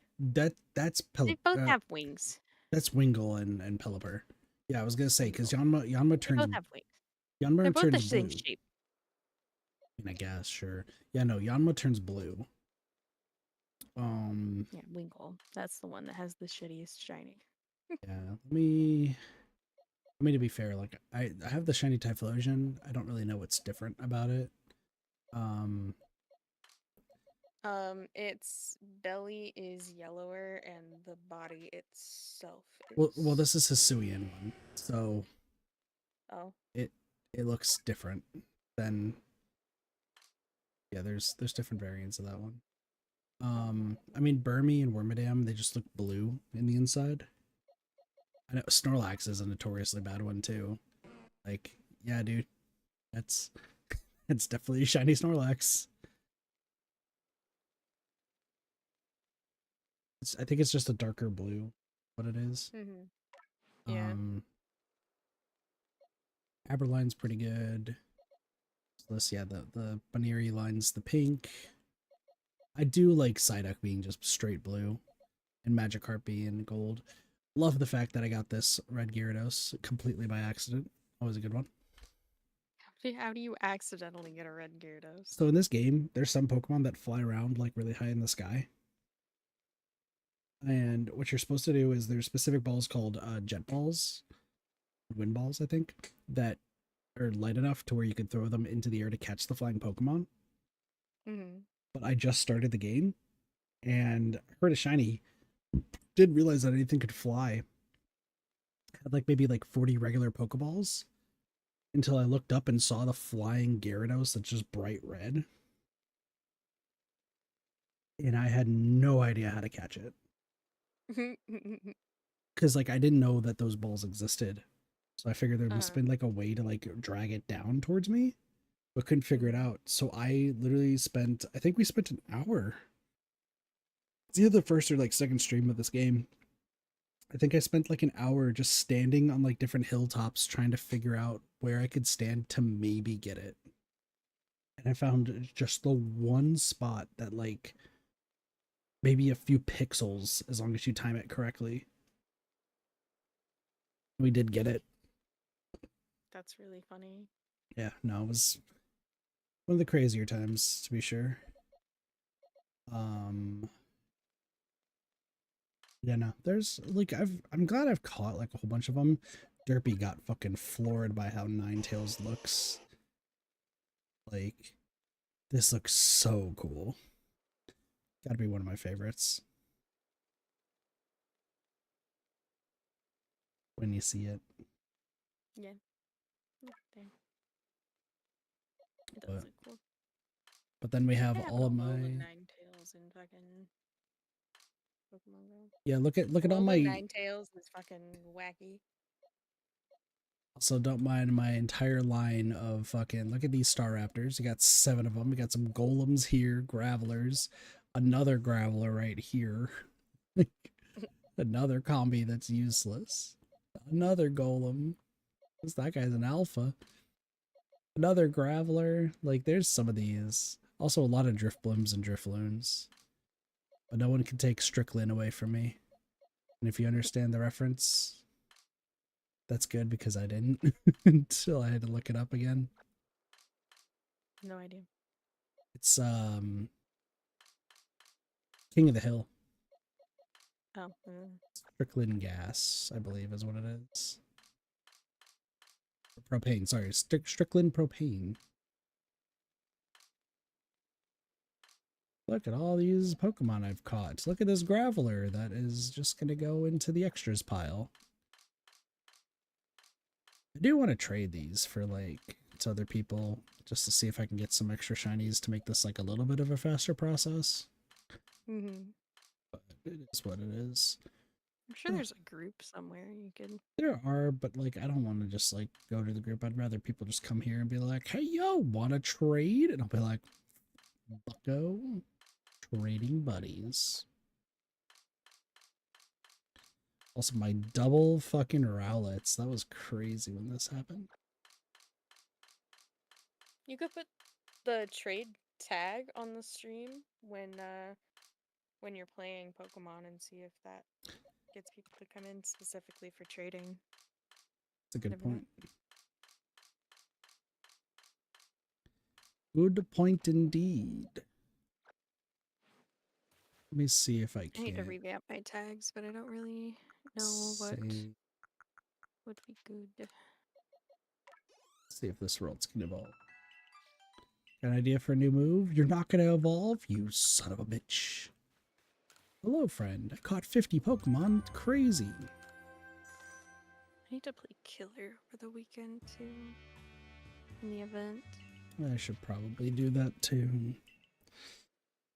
Not a good idea, but I probably should. Oh shit. How much time do I have left on this? 3 hours, 14 minutes? I got time before I pass the fuck out.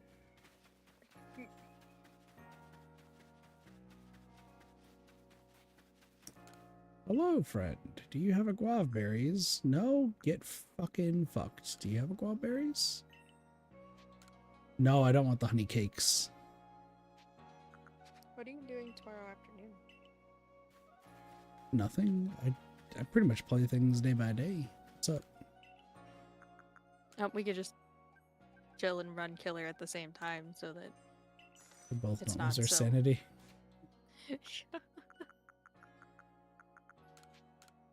just for sanity leveling. Like I how don't have anything until tomorrow, like 7:30. I think. what are you doing at 7:30? Pokemans. Ah. Doing the soul lock again. Gotta get the next gym going. Now that I'm finally done with the grind. 'Cause I think I got behind. I really wanted to try to start Stellar Blade again. To get through that on PC. Because I'm gonna be. I got 3 run-throughs in that game. I'm trying to 100% Beholder as well right now. God, it's so fucking. It's gonna take forever. It's at least like 4 or 5 different playthroughs for the different endings. It's just, oh, God. That sounds exciting for me. Listen, I am so happy of the fact that Stellar Blade became the best selling Sony game PC. Like, say what you will about Shift Up, and also the new character that they have for Nikke coming out. I'm hyped. Everyone can judge me, it's fine. I don't know what it is, so no judgment here. I probably wouldn't judge you anyway, because that is a level of, like, caring to be mean that I just don't have. It's all good.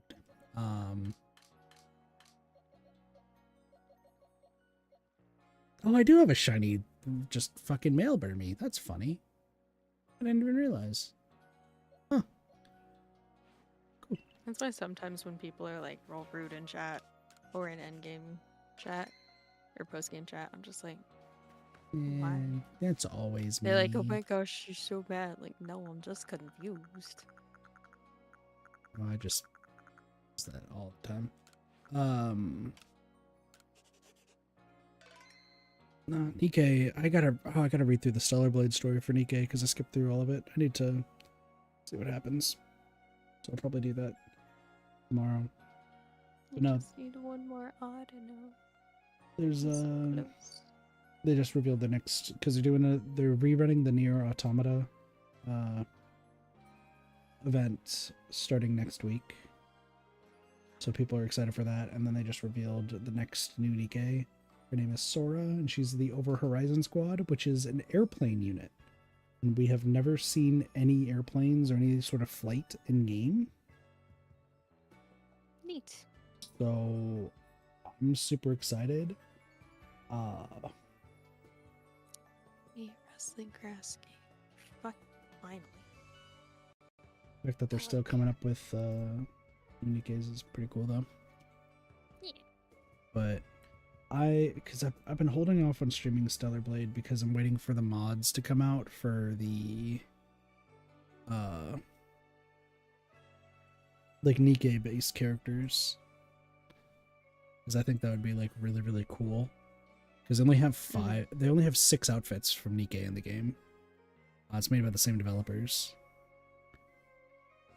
but no one's really made any so far. Like, I've been checking like every other day. The, you know, the obvious terrible ones have been made. Holy shit, there's some of these that came out in the past few hours. No, I actually still have more leveling to do, but this is good stuff. Okay. Gotta get my fucking Zubat to level 33 so it can evolve and I can get acrobatics.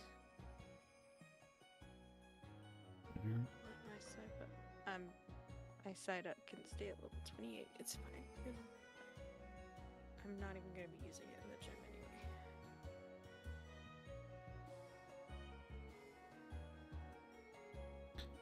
Okay, so of the new, I'm just like taking a look at and seeing like, oh, are there any new, what are you, okay, date published, okay, that makes more sense.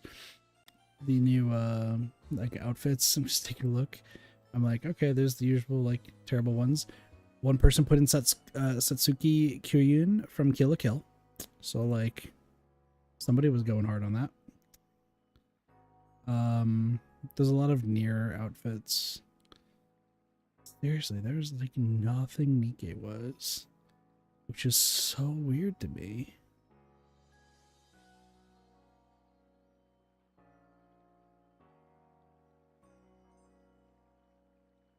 I kind of want to take a look to see if there is, because there's some of the outfits that people have made are really cool. One of them made a bootleg Dora outfit. Because there's an outfit in Stellar Blade where oh my gosh, what is it called? I guess I'm just like stopped like trying to think here. Because Stellar Blade was my game of the year for 2024. Gameplay was really fun, story was actually really nice, and just the fact that like you can just get so many different outfits and have different ways that you like can just look through the game, and it actually like looked really cool. Loved it. And there's meme outfits and there's like non-meme outfits, and then there's some outfits that, you know, are beautiful and also might be a little bit too revealing, so you have to like play it safe. But there isn't, if I recall correctly, there's a side quest in the game where you have to find, I think he starts off by telling you he wants you to find his daughter's missing teddy bear, I think is what it was. But then you just find out that he kind of went insane and thinks that every teddy bear out there is his daughter's teddy bear after she died. So like, I think you collect like 3 or 4 before you have to break the news to him that like, bro, your daughter's dead.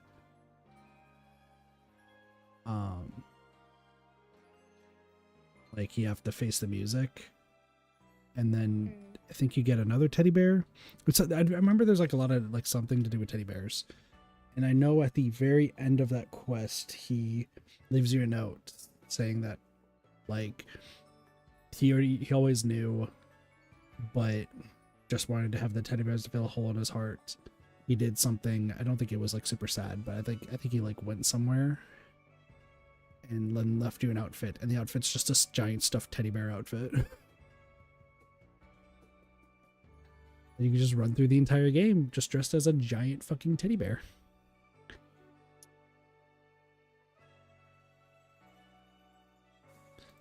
So there's there's some cool stuff. But no, I was waiting to play Solo Blade on PC until they did the until they got like more Nikke characters just put in the game, because they only have 6 so far. But doesn't seem like there's any being made so far. Spring keeps telling me that there will be. But I'm also like, please.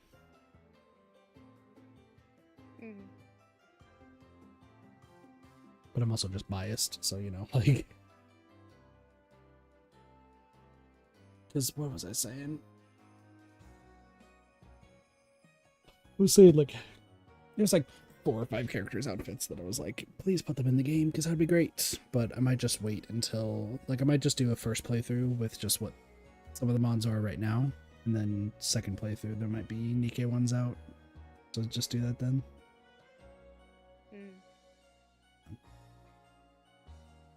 Anywho, you should get some sleep.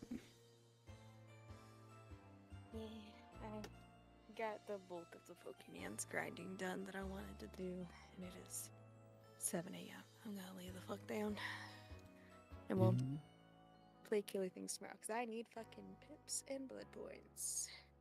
I don't know. I know I'm gonna wake up. I'm gonna probably wake up early just to finish some daily stuff. And then Okay. I'll probably wake up around like 2 or 3 my time. sure. Yeah, I don't know what else I will do Gotta after take that. my drugs.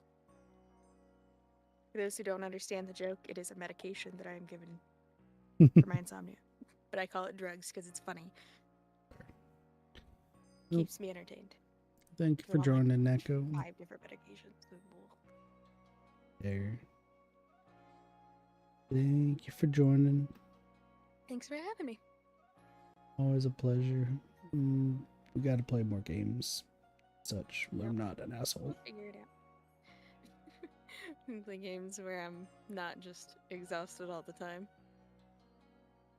There's a lot of one out there. I do think you would really enjoy Moon. Seems like your type of game. Oh yeah, for sure. Also, if we wanted, we could like actually start doing like collaborative videos to have Derpy edit and just like post on, and like have just certain types of videos that we post on either yours or mine until we figure out like a collaborative thing in the meantime. Yeah, we can talk about it when we're not both tired. Yeah. Also, are you a Or fan of like- visual novels? Sure. I don't think I've done that many. I mean, Danganronpa Okay. would count. Yeah, I feel like that's more of a like, mystery game than anything. Visual novels can be that. I want to see. I wonder if you would like 428 Shibuya Scramble. Because if I say I'm streaming that again, Cheese is gonna flip shit. Because when Probably a good like split would be puzzle and story games on your side, just because that's a little more centered around what you do anyway, and then horror stuff on my side, because I'm gonna be the one freaking out more. So it'll be a little more like reactive. I don't know about that one, Chief. I don't know about that one. I think I'm gonna be the one freaking out more. Have you ever seen what's it called? There's the game where you are the guy with the camera going into an insane asylum. Outlast? Yes. Have you seen Outlast 2? Or anything Or- like the beginning sections? No. Okay. My Well, raise to fame the- is playing FNAF 1 and then freaking out from a jump scare and hit my head on my bed frame. So the tutorial area where it like teaches you the mechanics of like hiding, using the camera, whatever, took me 2 hours to get through. That's because I fair. was so freaked out and then I hit a spot after the tutorial once I finally finished it where I had to DNF the game because it was just personal reasons that I'm not gonna get into, especially in the stream. Fair. Absolutely the fuck not. There's a lot of games I'd like to show you story-wise.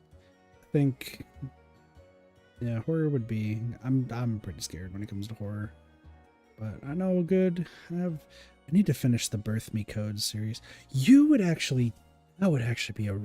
I would love to see you play that one.